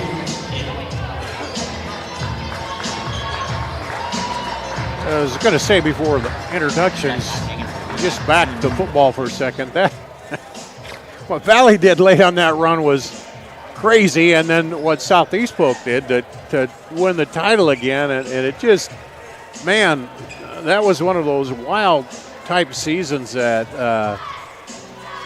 you just couldn't believe in the way that Valley got back to the title game, and then Southeast Polk, and then it was just wild. And that's the way it is in the CIML in all sports. Yeah. I mean, the 5th place team in the CIML goes on to win the state title. And, the rest of the state just kind of seemed to be hanging around, but not being able to get over the hump of playing some of the talent in the CIML. Urick has a easy tap there against Evan Abbott.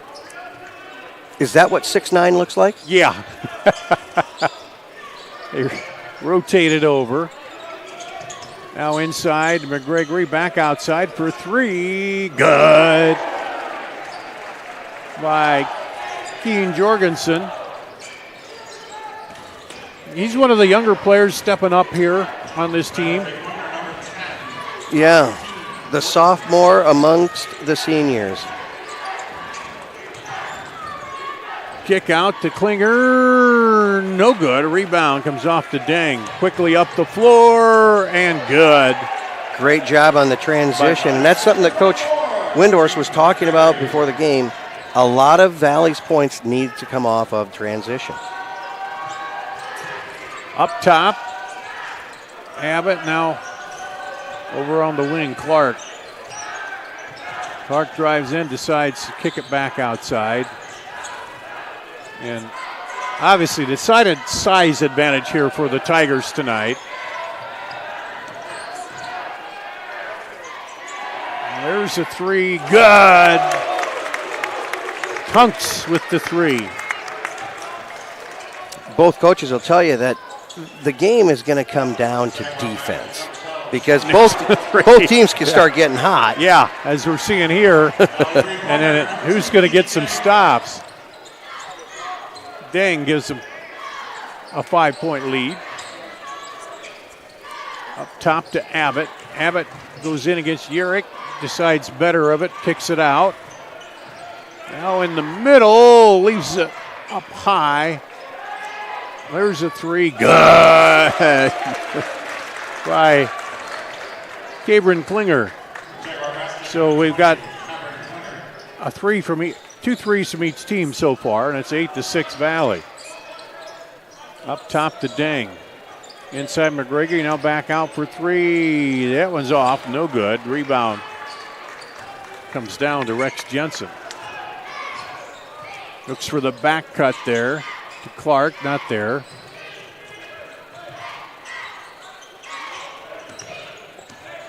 Over to Abbott, and there's a foul. That goes against McGregory.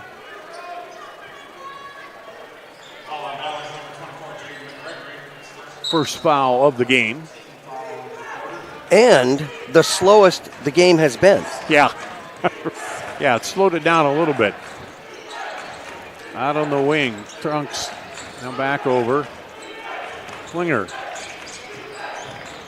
Abbott pulls up just short of the elbow and leaves the shot short. Deng quickly out on the rebound. They're running back.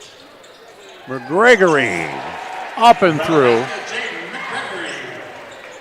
Coach Windhorst was talking that if you're going to have those transition points, everything's got to come off good defense and consistent defense because that's the one part of the game you can control consistently. Tunks with it, now gets it down on the block, or down baseline, I should say. Back over the top. Clark, right side three, no good. Rebound pulled down by McGregory. He'll stop, go, loses it off his foot, but picked up there by Urick. Over to McGregor, he drives through and loses a handle. And I've said this before, McGregor, for a guy his size, he moves so well in there. Yes, you'd look at him, you'd think he'd just be, stuck down there on the post. Right, I'm going to be right here, and I'm going to keep people out of the lane. Yeah, but he moves and very has quickly. made a huge adjustments and improvements from last year to this year. Pull up, no good. Tap back out to Jensen. Jensen spins, kicks out. Another drive and kick, and the three is good. Evan Abbott, 9 points for Centennial, all of them on threes. Tunks, Klinger, and Abbott with a three. They trail by one. Urick kicks it over McGregory for three. No good. Rebound, almost Lost that off the hand, did Clark, but comes up with it. Centennial drives in, kicks it back out. And looks at the three. Urick closes, forces him to throw it away, and great defense by the big man that time. Yes. he takes up some space, and the wingspan, that only helps his cause. But Centennial was getting in a rhythm, drive, kick, and getting those threes. So they kind of, don't drive into the taller players here. And that time turned it over. McGregory lobs it to Urick. Now back on the baseline there to Jaden Davidson, who's in. Up top to Jorgensen. And he drives the lane and gets it to go.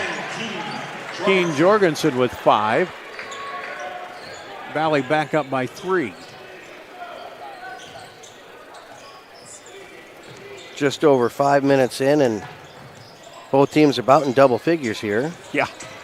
Driving and blocked by Urick, saved on the baseline by Davison. Here comes Valley running the other way. Ding, drops it to Davison, misses it. Rebound comes off to Centennial. Klinger, he'll push it, pulls up, decides he's not going to try to shoot over Urick. Baseline, Urick comes out, guarding Klinger. There's Jensen. He tries to get it around Ding, but he's got long arms. Oh, nice look across the floor to Jorgensen. Great job there by Urakis. He has really shown some improvement with his agility this year. And timeout, 30-second timeout for Centennial. And that's part of it, too, is unselfishness, passing the ball, what we've seen out of this Valley team, too. You see them in the huddle there. There have been times, I'm sure Coach Windhorst has actually said, we don't have to pass it that much, And there's because there's times, too, when they come down and you get the wide open shot of the drive, and now they pass it, they're a little too, overpass, but you find that happy medium, and it works here. And I do like the up-tempo game tonight so far. Yeah, just under 2 minutes to play here, and it's going to be Centennial's ball on the baseline. And something that we don't say often, Keen Jorgensen is leading the scorers with half of the 14. And a couple of those assisted. Dang almost rips it away from Tunks. Good high pressure by Valley. As they come out, Becken.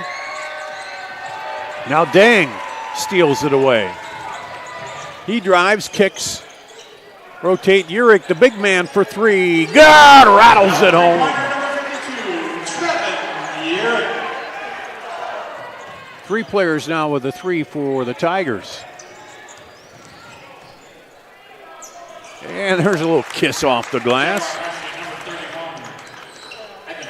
Abbott has 5 to lead Centennial early. Under a minute to play here, first quarter. Dang for 3, leaves it way short. Comes down off of Luke Mitchell, who's now in there.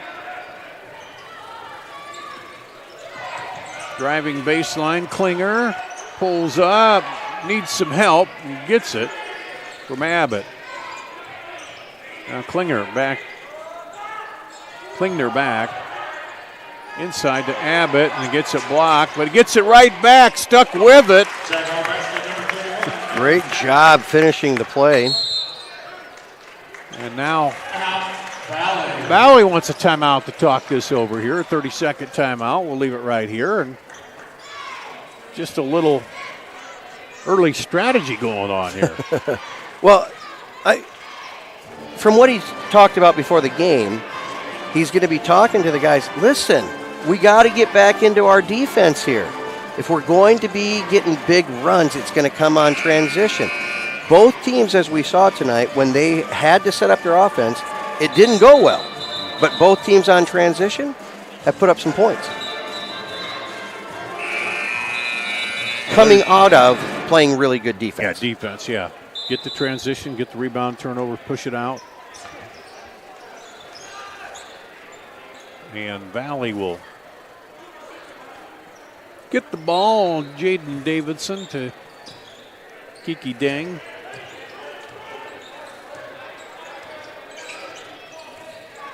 And looks like they'll play for the final shot here. Shot clock under 10. Here's Jorgensen, gets it off. Davidson in, spins, up, off the glass and good at the buzzer. Davidson makes it 19-13 here. After one, we'll come back with the second quarter after this on CISN.TV.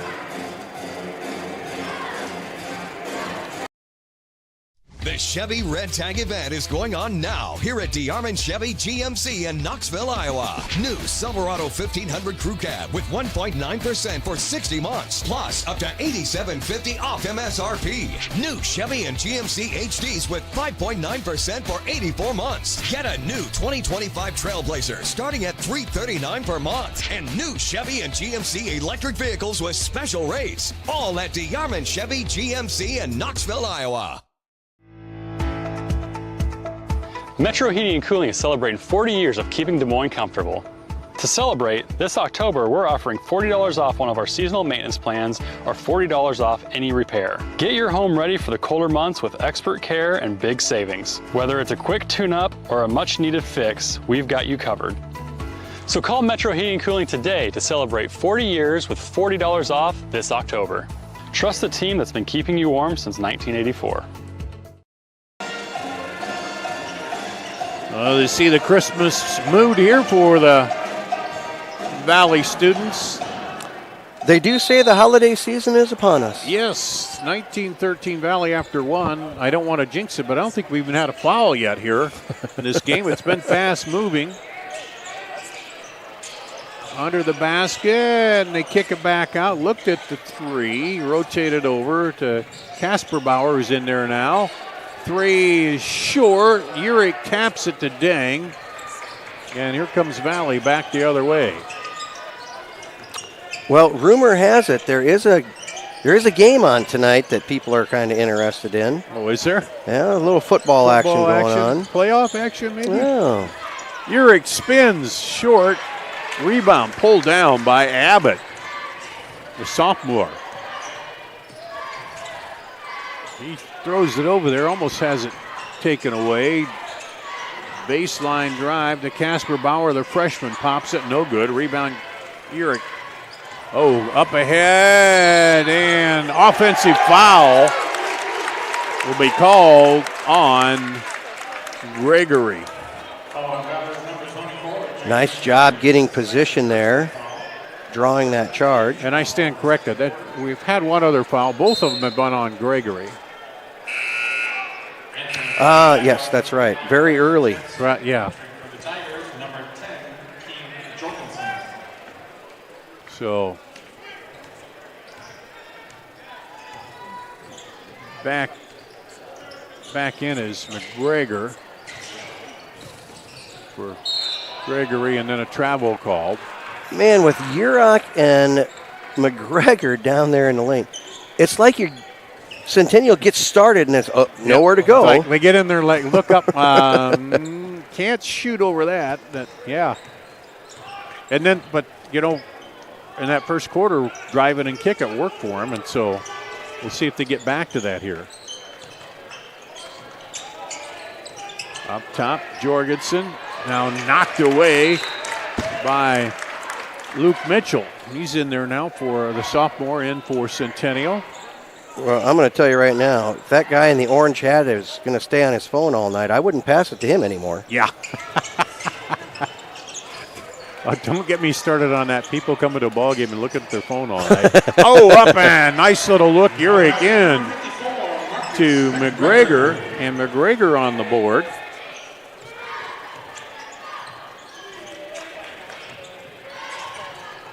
Right wing drives in against Urich, kicks it back out. They rotate it over. Tunks to Jensen. Jensen looks to the back cut and a reverse layup. Abbott now has 9 of the 15 points for Centennial.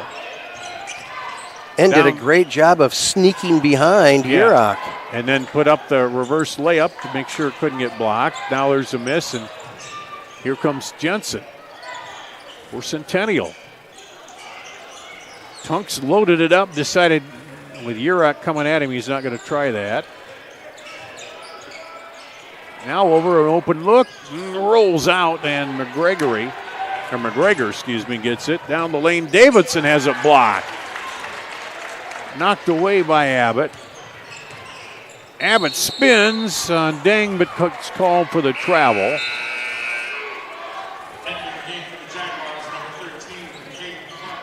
Caden Clark back in for Centennial, as is Klingner.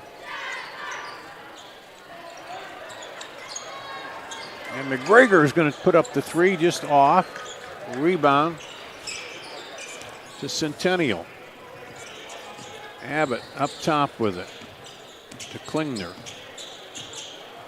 That shot by McGregor was just one of those, hey, fellas, I'm not afraid to shoot from here. I will shoot it.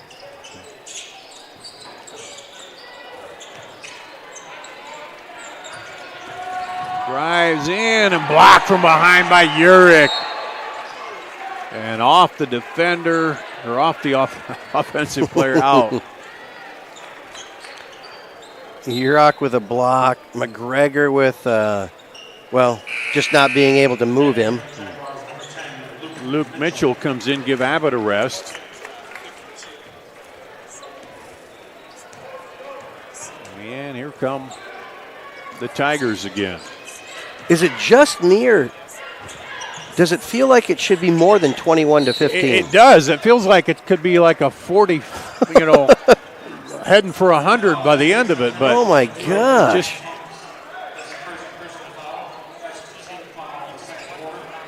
Tunks with the first team foul here. Yeah, it's just one of those games where it seems like all the action, it should be, 38-36 or something. Yeah. No, it's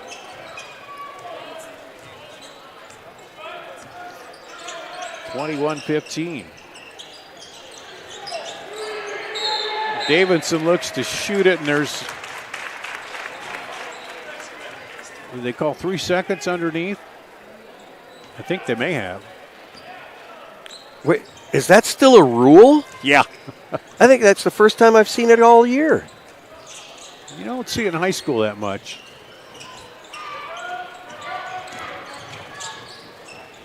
Over to Jensen. Now gets it to Tunks. Now back to Jensen. Jensen trying to drive baseline. And he gets triple teamed and knocked away. I find the open man baseline just off. Battle for it. Still rattling around.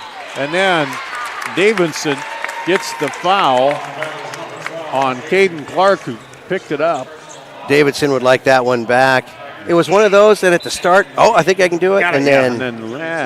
You just stuck with something that wasn't there. Frederick Mahuza into the ball game now, as McGregor will go back and get a little rest. McGregor and McGregory on the bench. They're always trying to confuse me with those names. Yeah. Tunks with it. Over on the wing to Klingner. Back up top. Centennial being patient, moving the ball. Tunks now drives. Dishes off. And nice runner by Luke Mitchell. As the first basket that went in, it's gone in the last 10 minutes. Deng for 3, no good. Urich gets it, and he's undercut a little bit there by Caden Clark. He'll be charged with the personal foul. And Clark is saying, I didn't hardly move him. What are you talking about? Yeah, there's no way I can play above him. So, Tigers inbound under their own basket. Urick rotated up. Jorgensen around the horn. 3, no good. Urick puts it back. Now that'll go down as an assist, right? No, I think you get a rebound on that one. That's 5 now for Urick, his first points of the second quarter.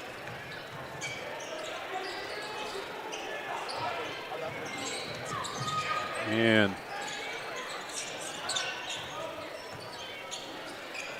there's a 3, no good, slapped around, pulled out of there by Jorgensen. Jorgensen pushes it, now drops it back to Muhuza.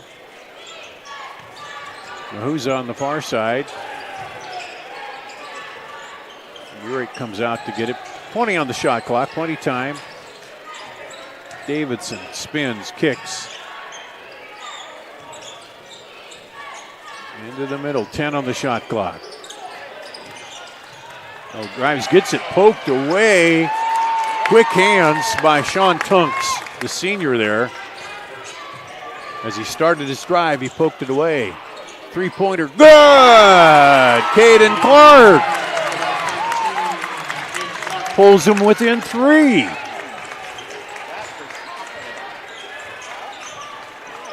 So, staying tight now. Muhuza for 3, pops it. Oh. Left him open. He missed the first 2 threes, but hit that one.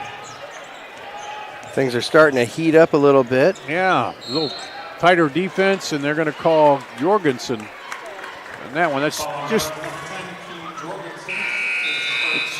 the third team foul here with 1:27 to play. 1:27 in the second quarter. Talk about quick. Yeah. Not a lot of stoppages. We had more fouls in this quarter than we did in the first. Oh, good drive there. Fakes and blocked. And that time he stuck with it. Yeah, he might have got away with a little push off. Yeah. But Muhuza blocked him and then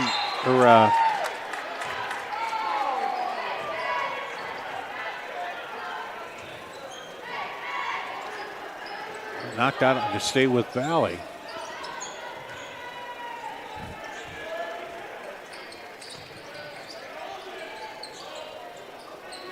Urick says, clear out of there, I'm coming in. Drives the lane, kicks it over Muhuza for 3 again. This rattles around, no good. Rebound by Tunks. Oh, a little almost run into each other and then it's scramble and the Valley comes out of the pile with it. Here's Davidson down the lane, misses, and ripped away by Tunks.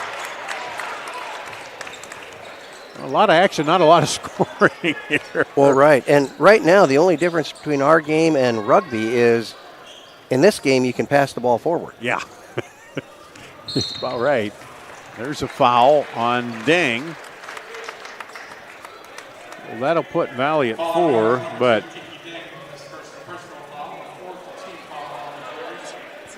Centennial's outscored Valley 9-7 here in the second quarter, but trail by 4.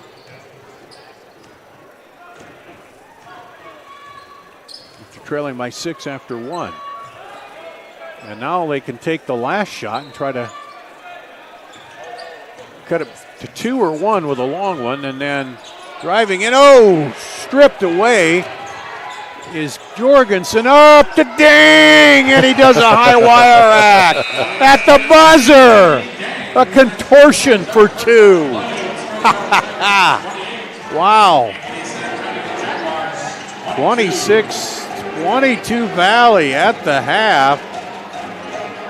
I'm tired, but it's weird. This game seems like it's back and forth, but anyway, let's take a break. We'll come back and look at the first half score and coming up after this on CISN.TV. Getting your car serviced or repaired can be a pain. That's why Westside Auto Pros is committed to making it as painless as possible. If you wish, we'll come get your car at your home or office and return it when it's done. Or you can drop your car off here and we'll shuttle you to where you want to go. When we're finished with your car, we'll come pick you up and bring you back. If your car is going to be here for a few days, we offer low to no cost rentals. So give us a call and say, I can't wait to have my car serviced at Westside Auto Pros.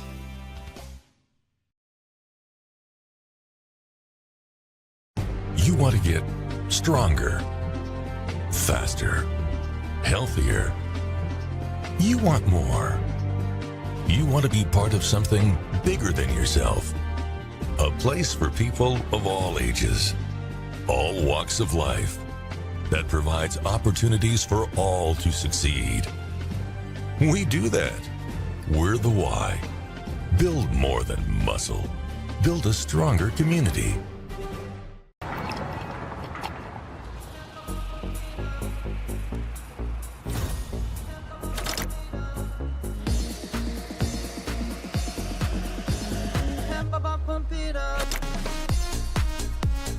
A fuel choice that even rivals can agree on? Now that's worth the hype. Cheaper, cleaner, and homegrown. Pump it up with unleaded 88.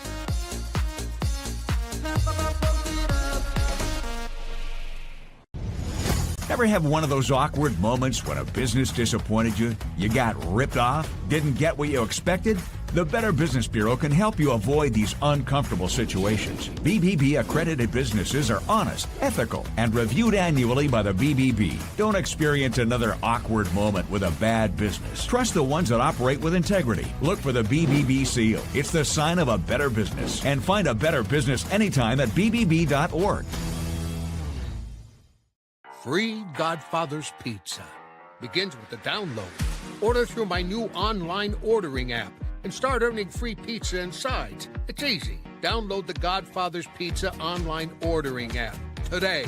Do it. Over 1,300 vehicles on WaukeeChevy.com. Schottenkirk Chevy Waukee. If we don't have it, you can build it. Newly expanded service department means we're hiring. See the openings on WaukeeChevy.com. Schottenkirk Chevy Waukee. WaukeeChevy.com.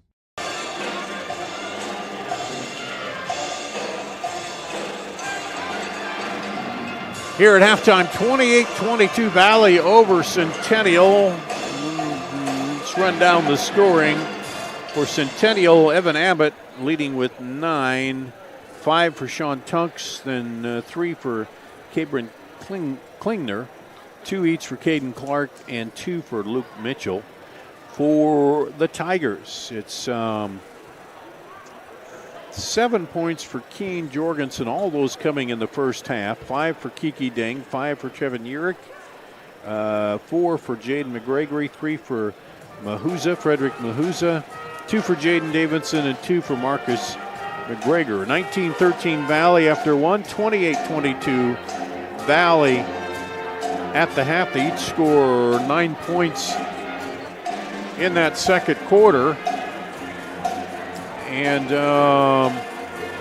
let's see, McGregory's got 2 fouls. Nobody else with more than 1, I believe.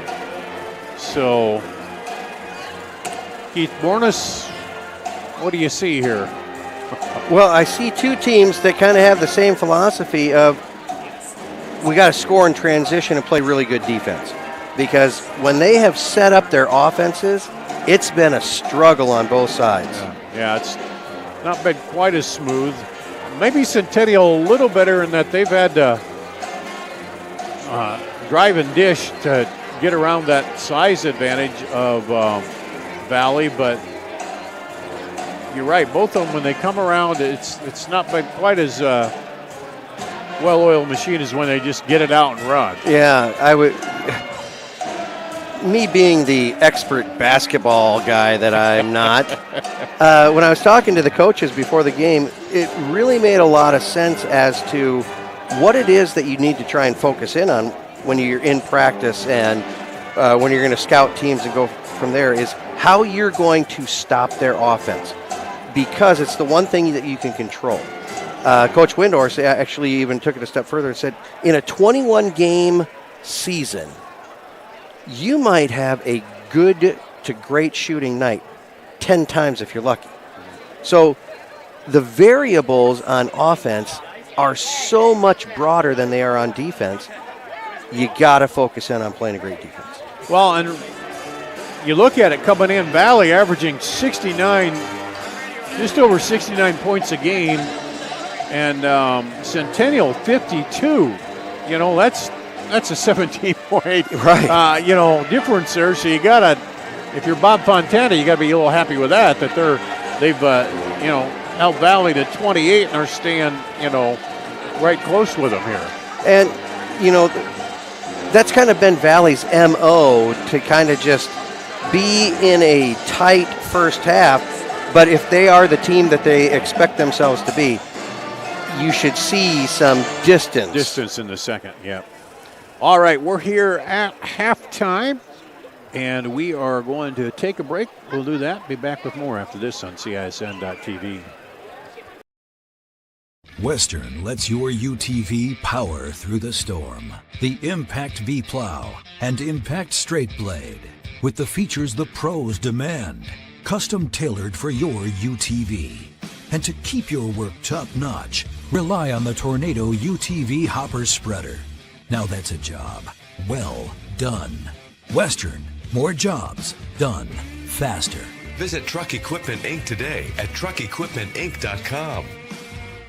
Save big this month on all new Chrysler, Dodge, Jeep, and Rams at DeYarmouth CDJR Ames. New Jeep Wagoneers with up to $13,000 off MSRP, or get up to $16,000 off MSRP if you currently own a Ford. Brand new 2024 Ram 2500 Crew Cab 4x4 starting at only $42,990, and over 20% off on new Ram 1500 Crew Cab 4x4s. That's right, over 20% off. Save big here at the all-new DeYarmouth CDJR Ames. Metro Heating and Cooling is celebrating 40 years of keeping Des Moines comfortable. To celebrate, this October we're offering $40 off one of our seasonal maintenance plans, or $40 off any repair. Get your home ready for the colder months with expert care and big savings. Whether it's a quick tune-up or a much-needed fix, we've got you covered. So call Metro Heating and Cooling today to celebrate 40 years with $40 off this October. Trust the team that's been keeping you warm since 1984. Hi, this is Chris from Fireplace Superstore, and if you've been thinking about upgrading that old wood or gas fireplace in your home, or adding a new one someplace that you've always wanted, we have Central Iowa's best selection of wood, gas, and electric fireplaces. So if you've always wanted to add some warmth and beauty along with value to your home, come see us at Fireplace Superstore today. 10820 Douglas in Urbandale. Getting your car serviced or repaired can be a pain. That's why Westside Auto Pros is committed to making it as painless as possible. If you wish, we'll come get your car at your home or office and return it when it's done. Or you can drop your car off here and we'll shuttle you to where you want to go. When we're finished with your car, we'll come pick you up and bring you back. If your car is going to be here for a few days, we offer low to no cost rentals. So give us a call and say, I can't wait to have my car serviced at Westside Auto Pros.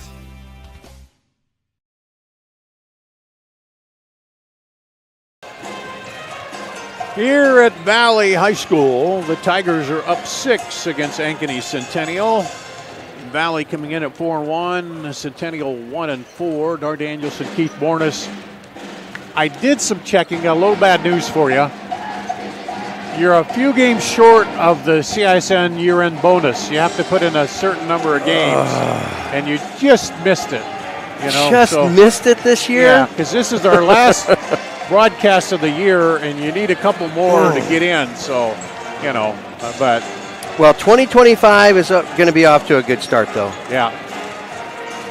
We always, wind down the season with basketball and start up the new one with basketball. And that's kind of the weird thing, too, about basketball. You get that early season, then you take the break for the holiday, and you come back, and you can kind of work on stuff in between, and it's and those first games back are always interesting because you have to relearn how to actually play the game against an opponent. Yeah, because you've been playing, and you can scrimmage and do that, but it's still not, again, the same as playing here.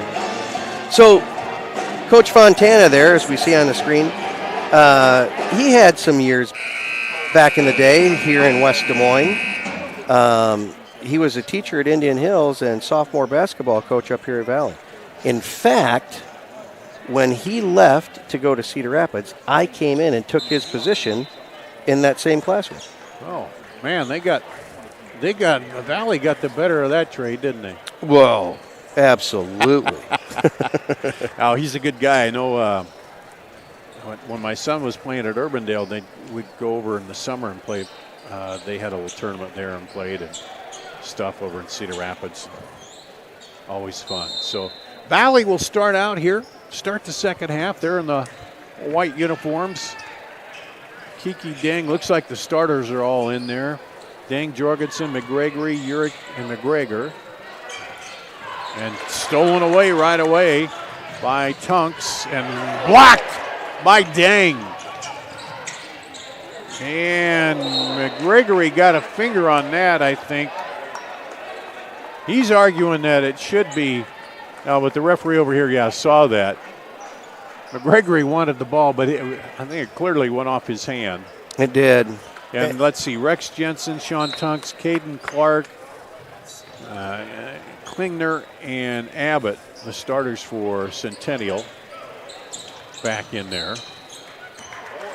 And on that pass play that went out of bounds off of McGregory, there was an unfortunate recipient, young lady in the front row. Mm-hmm. But kind of like that guy in the orange hat, if she's not going to be ready to play, don't throw it to her. Yeah. Here's Centennial being patient against this Collar Valley defense. Clark, and blocking foul called. Jorgensen doesn't like it. That's his third foul now. Well, not only does Jorgensen not like it, Coach Windhorst kind of found his way to the floor a little bit, explaining that that's not a good call. Yeah, he thought he slid in front of him and was there, but that's a tough one when you're that close and defender has a right to his area, but on the drive, kick out for three, no good. Rattled around, that'll go off the hand. Now, as a fan, that's how you play the pass. Guy in the blue hat was ready for it. Jaden Davidson comes in for Jorgensen, who has those three fouls, and he'll sit down. Davidson right there with it, gets it off.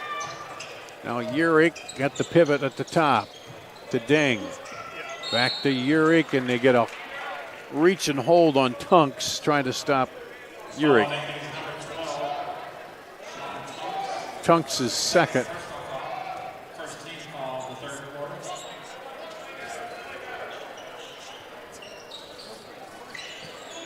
Deng in the corner, flips it back up. McGregor to Deng. And a foul off the ball. McGregor, his first 3 team fouls already here in the quarter on Valley. My gosh, this could be a long quarter. In a minute and a half through the quarter, nobody's got it through the bucket yet. Up top, Klingner. He goes over to Jensen. Back to Abbott.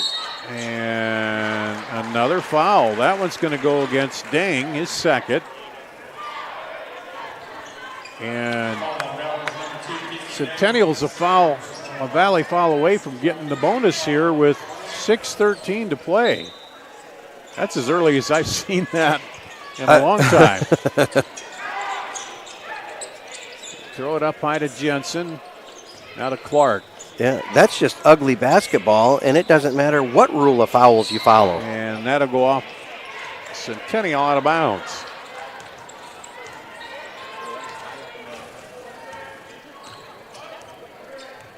At the next break, I'm sure both coaches are going to say, we need to clean some things up here, fellas. Yeah. Let's play defense and for Valley anyway. That one's short, and then a foul called on Centennial.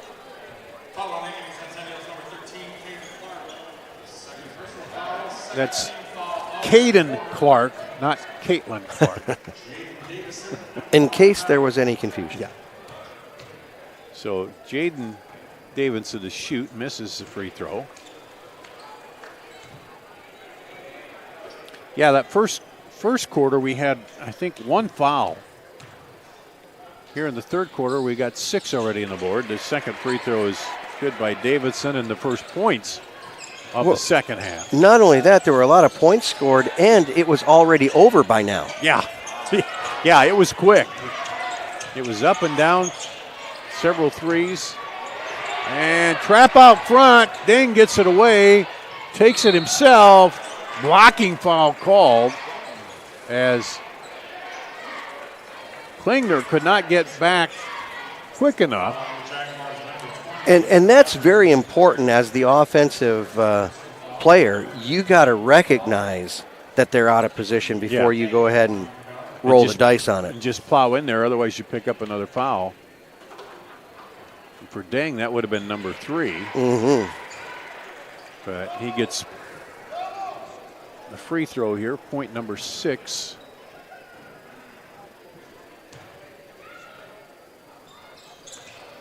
And rattles out. Oh, McGregor almost had that one, but couldn't quite bring it in. And the lead up to 8 for Valley. Baseline drive, kicks it into the middle, and good. Nice passing by Centennial to Clark. Gregory to McGregor. And, yep, he walked. Fenner got a little hand in there, and he was going to pass it and then stop. Yeah, when you don't argue the call yeah. or make the face like, what? Yeah, he just saw it and said, no. Frederick Mahuza. We're not seeing, as you mentioned, precision display of offensive basketball here in the half court. Here's Abbott. And timeout. Coach Called Montana. just in the nick of time. 30-second timeout right before who knows where that ball was going. So trying to get things straightened out here. And the nicest thing, I guess, about Christmas is it's going to be warm. We're going to get out of this cold stuff. Man. I was just talking to my daughter about that today. It's going to be warmer next week than it was for Thanksgiving break. Yeah. Well, and then what was it? Thursday, yesterday? No, what is today? Friday? Wednesday. Was it Wednesday where it 47. It was real nice, and I stopped by and got a steak. I'm going to grill. By the time in the evening, it was like 50-mile-an-hour winds and freezing. And I said, nah, I'm not firing up the grill there. That's right. And you can grill it this week. Yeah. It was just nutty the way things have changed, but I guess that's Iowa. D-loop over the top, back up there, and driving in is Abbott. Nothing there. Klingner, he'll pull up and just off the rim. That might have been slightly deflected. I don't know. And now for Gregory to Ding. He'll pull up for 3. Short. Rebound. Pulled down by Abbott. Abbott pushes it up. Jensen back to Abbott. And there's a travel. Yeah, he got up into the arms, and so halfway through the quarter here,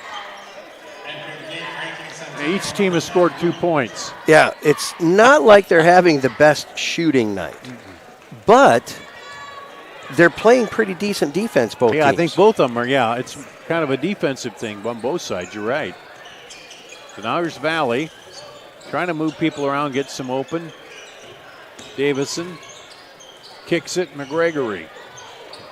Hop, skip, and a jump, and he's got 2. And that was a great job of avoiding having it getting blocked. McGregory, no, the other way up and good. The one-handed runner by Luke Mitchell. He's got 4. And then a foul on the other end on Jensen. Now both teams are a foul away from being in the bonus. With 3.5 yet to go. Jorgensen comes back in with 3 personals here for Valley. And Mahuza will go out. Here's Jorgensen, the ding. It's Urick. Dang, dribbles in, spins, kicks it back, and too hard. Other way comes Abbott. Baseline up against Urick. Jensen decides to kick it back outside. And knocked away by Deng, but out of bounds. McGregor will come back in. It's almost like that ball is hot. Yeah, I know. It's like hot potato when they get into that offense. Now, if it's a fast break going the other way, yeah, boom, no problem. But neither team is defensively letting that happen. Here's a long 3. Good. Evan Abbott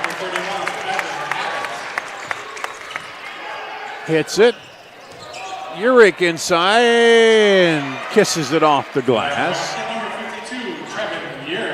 Urick with 7. He's averaging 16. Everybody's well below their average here tonight.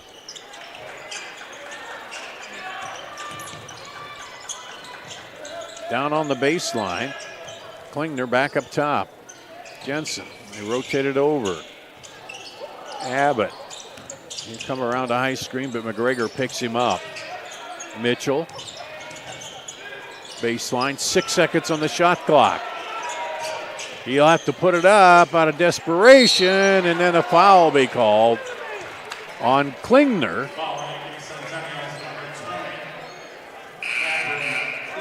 Cameron Klingner.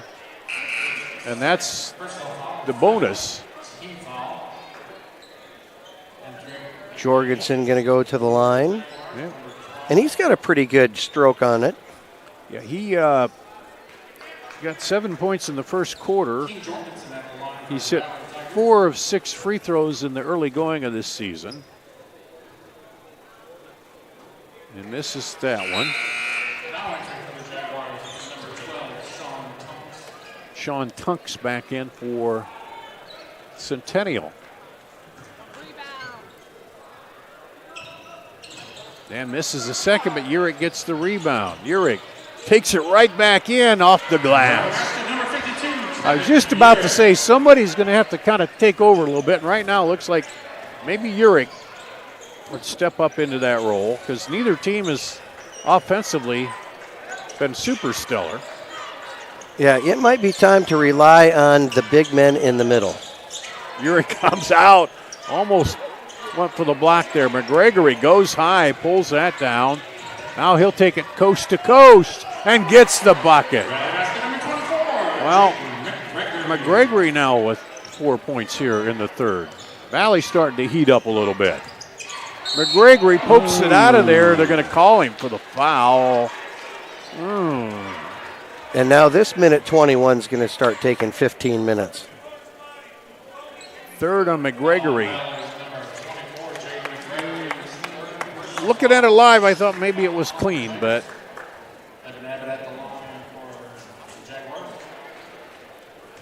here's Abbott. He's got 12 tonight. And hits the first one. As both teams in the bonus. Yeah, everybody just kind of sit back and relax. Got plenty of time here for shooting. Second one is good. 38-31.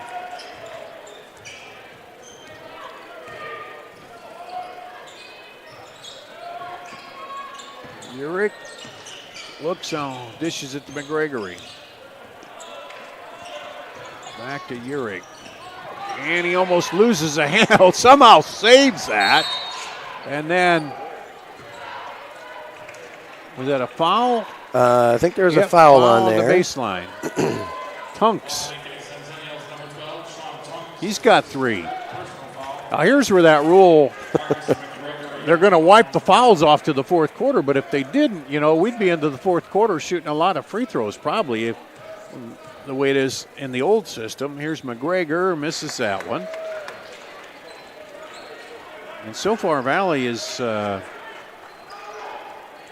2, 5, missed 5 free throws here in the third quarter. Second one, McGregor heard me and said, okay. Yeah, I wonder what we'll be working on over winter break. Yeah. Here comes Centennial. They chipped away a little bit, haven't been able to chip back. McGregory with the quick hands, and then he ends up in the 5th row. Nobody had any popcorn, so he has to come back. And wonder if he gave any autographs. No, I don't know, but some of the things I saw him do on the football field were just outlandish. And then here we can see that quickness in basketball as well. Poked away by Urick, but kept by Abbott. 9 seconds, shot clock drives, leaves it short. McGregor pulls it up. Dang. Looked up. McGregory wanted him to get it up the floor quick, but he waited as the shot clock is off, and they're going to burn it off and finish off the third quarter here.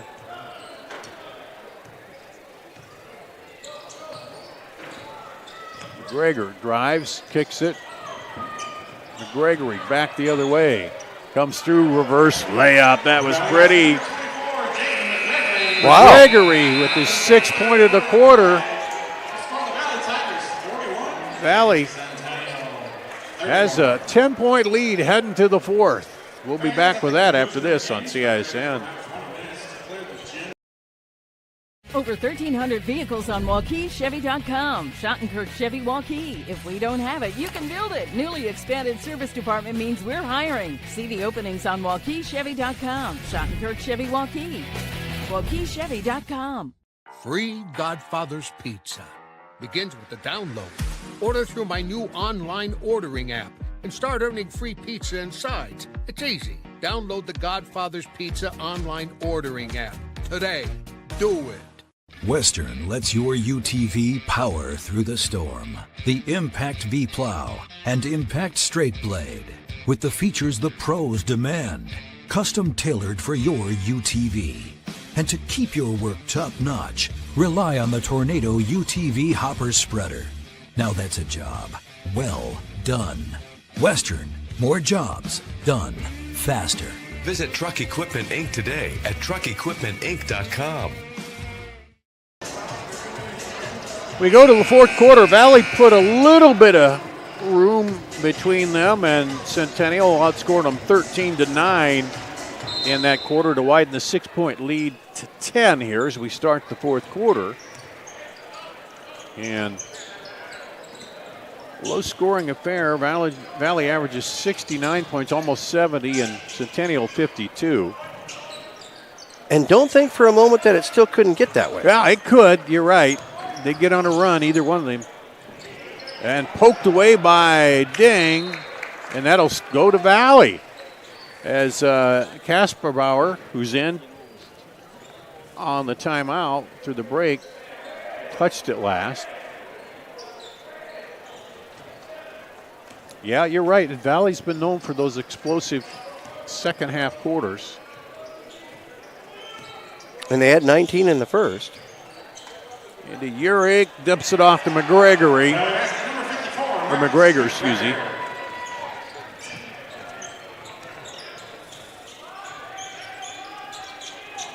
And that gives McGregor 5. Pull up. Good. Nice little jump shot from Clark. He's got 6. Valley quickly back the other way. It's poked out of there, but will stay with the Tigers.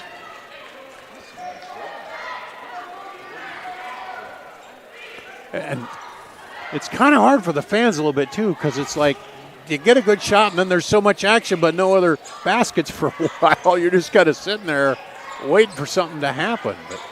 And speaking of that, McGregory, he's got 12 points now.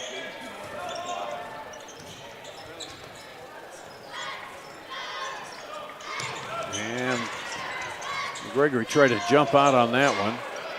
Bounce pass down on the block, spin around, up, no good, down and out for Klingner.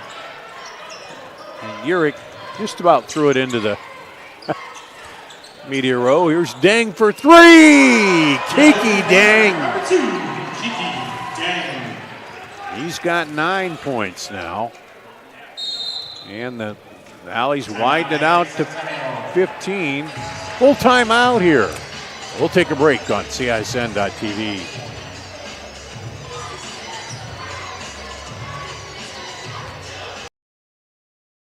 You want to get stronger, faster, healthier. You want more. You want to be part of something bigger than yourself.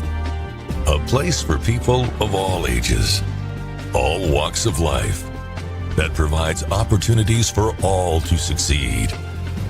We do that. We're the why. Build more than muscle. Build a stronger community.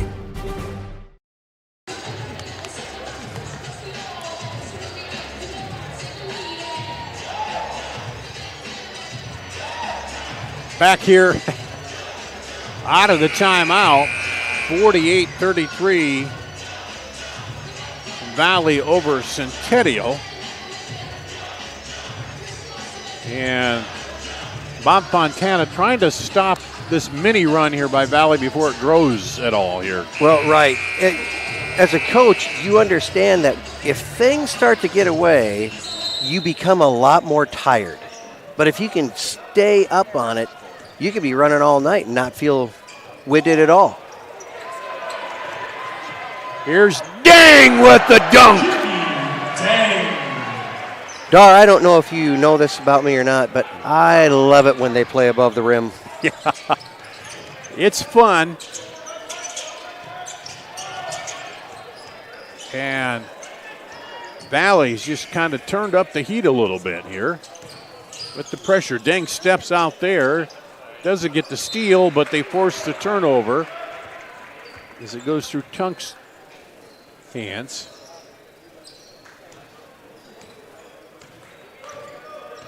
Yes, with the change in momentum, Valley doesn't even realize they're breathing heavy. Yeah. Oh, good back cut, McGregory. Adjusts. Now, earlier in the year, we were talking about those floaters shots. They weren't dropping 2-3 weeks ago, but they're dropping now. There's a block by Urick against the glass. McGregory drives in. He'll get the foul, draw the foul by, I think, Becken. Yeah.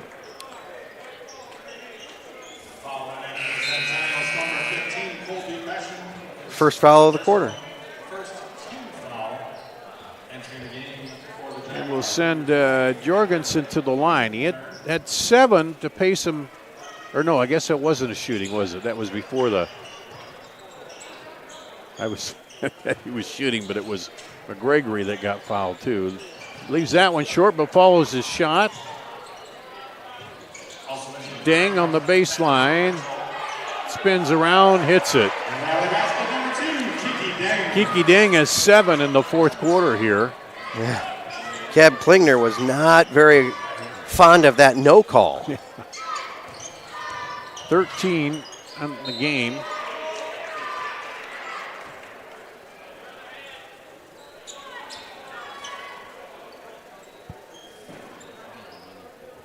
For Dang.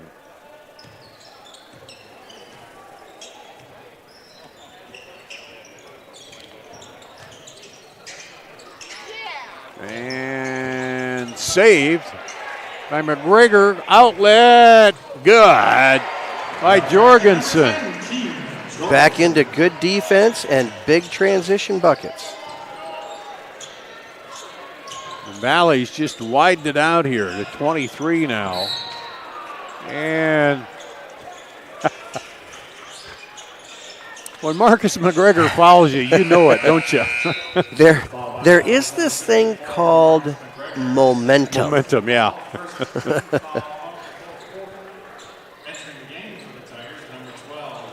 Jorgensen will go out, and Jaden Davidson will come back in.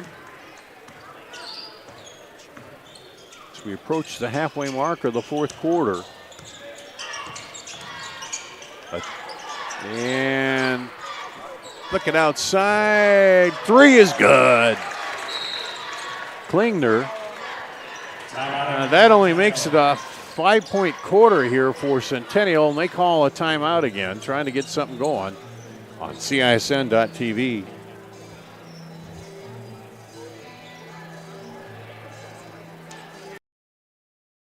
You want to get stronger, faster, healthier. You want more. You want to be part of something bigger than yourself. A place for people of all ages, all walks of life, that provides opportunities for all to succeed. We do that. We're the why. Build more than muscle. Build a stronger community. Here's the Centennial huddle as Bob Fontana trying to figure out how to slow the momentum of the Tigers. It's just been rolling down here hill here now in the fourth quarter, outscoring Centennial 15-5. And you mentioned it, in the second half, and Valley just has so many weapons and can quickly just get up the floor and score. And they've done it here. Dar Danielson, Keith Bornas with the crew. Rachel on the controls. There's Deng with another shot. Wasn't it just a few minutes ago, Deng had like 10 points? Oh, he had 6 coming into the quarter. Now he's got, 20. See, 9, I got him for 7, 9. I got him for 15. Well, somebody's wrong. Somebody's wrong there, but I got. Regardless, it's a bunch more. Yeah.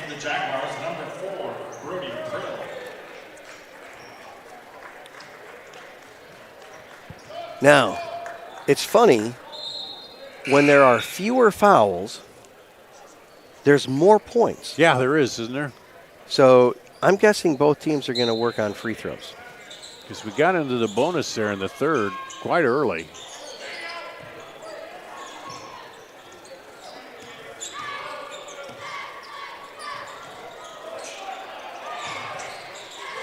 Oh, Urich shows some good movement there for the big guy and then draws the foul. I wasn't sure he was even going to be able to bring the ball back up. I thought it was going to get knocked out of his hands before he brought it up to get that shot attempt. Misses the free throw.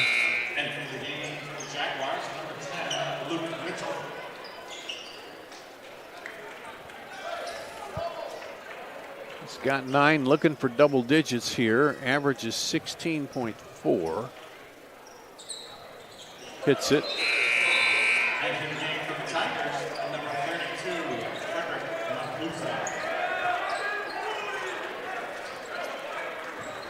Frederick Mahuza back in for the Tigers.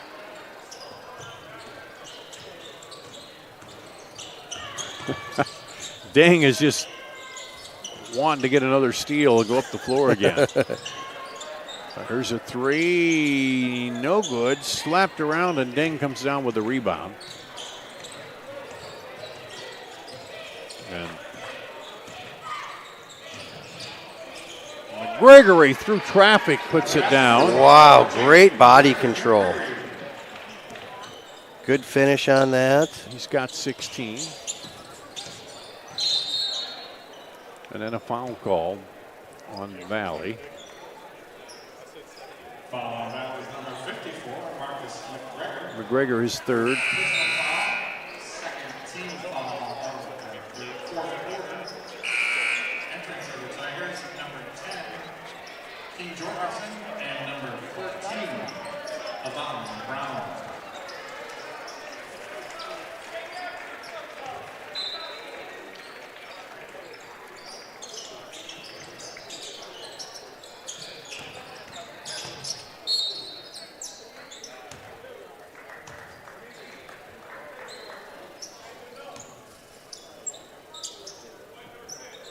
Following Valley's number 10, King Jorgensen, his fourth personal foul. Third team foul on the Tigers. Fourth on Jorgensen. And Abbott at the line for Ankeny Centennial.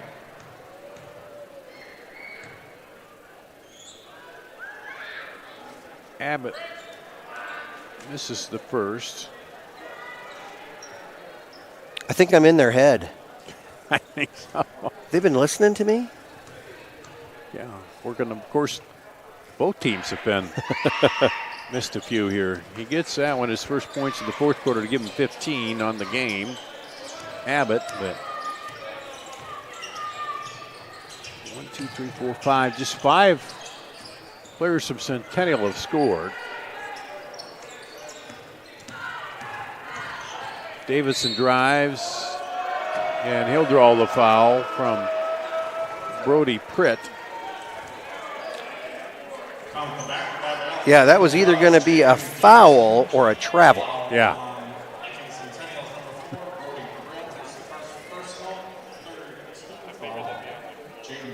So 3 team fouls on each team. Davidson hits free throw.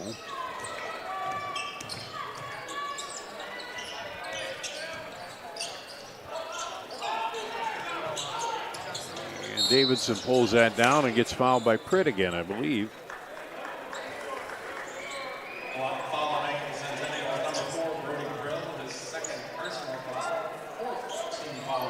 So 1 foul away from extending the game.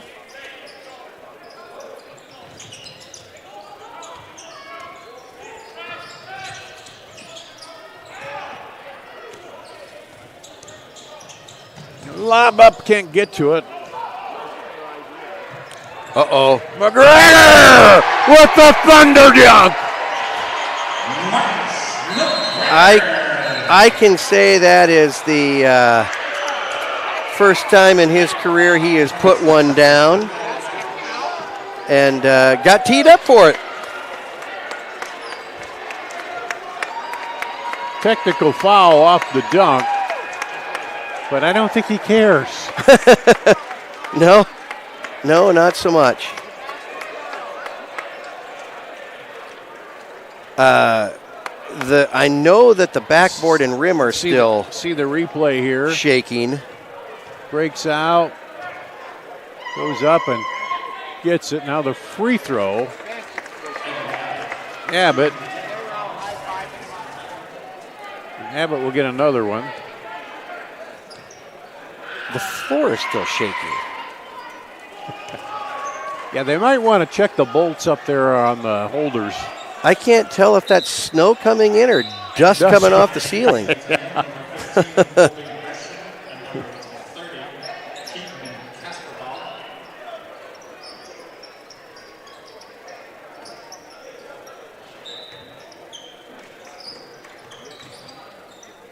And Centennial with it here.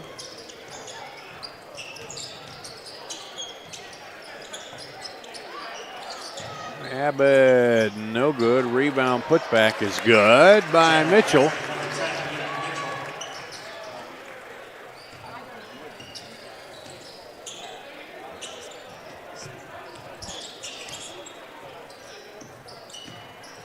It's time winding down.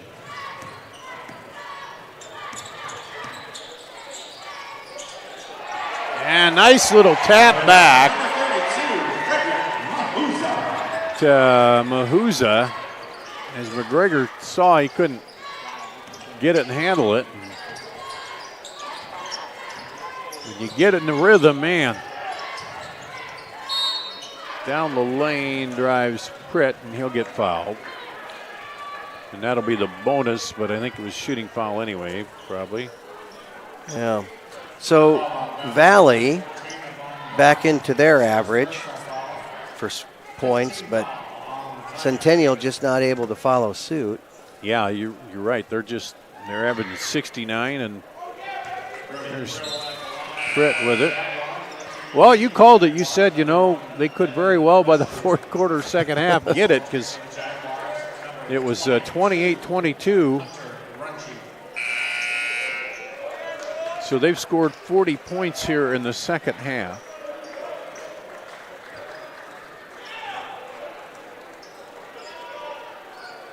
Now Valley's going to bring some people off the bench. Is Colton Rummich comes in. Awan Brown is in.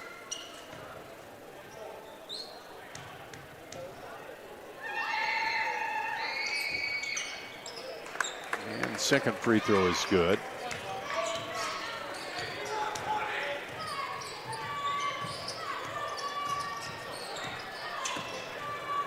And there's the three, no good.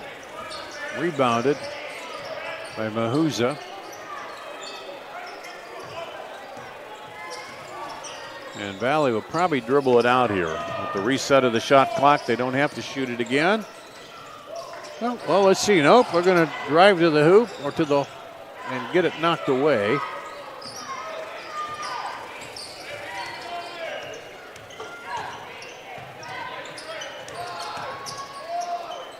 Driving runner is good by Hunter Runchie. And that'll do it. 68-44. I don't know who the player of the game would be, but I know what the play of the game would be. Man, it's still vibrating in here. Yeah, I mean, McGregor, but Kiki Deng, you almost have to, he got it going there. And look at, they're pulling that basket up. Let's see if it's. It still works. Yeah, but overall, just a second half effort where Valley pulls away here. They move to 5-2, and Centennial dropped to 1-5. And Keith, pleasure working with you. Randy told me we'd done just CISN 105 events, not counting state tournaments and other stuff. So it's been a busy year. This is our last regular season event there, and we appreciate you joining us. Randy and Rachel done a great job all season, and looking forward to a new year and more sports and wrestling and basketball and all kinds of stuff. Absolutely, and we wish everybody the happiest of holidays. Yeah. Merry Christmas, Happy New Year, and that's going to wrap it up here. Check out the social media to find out what's coming up in 2025. Valley of the final 68-44 here on CISN.TV.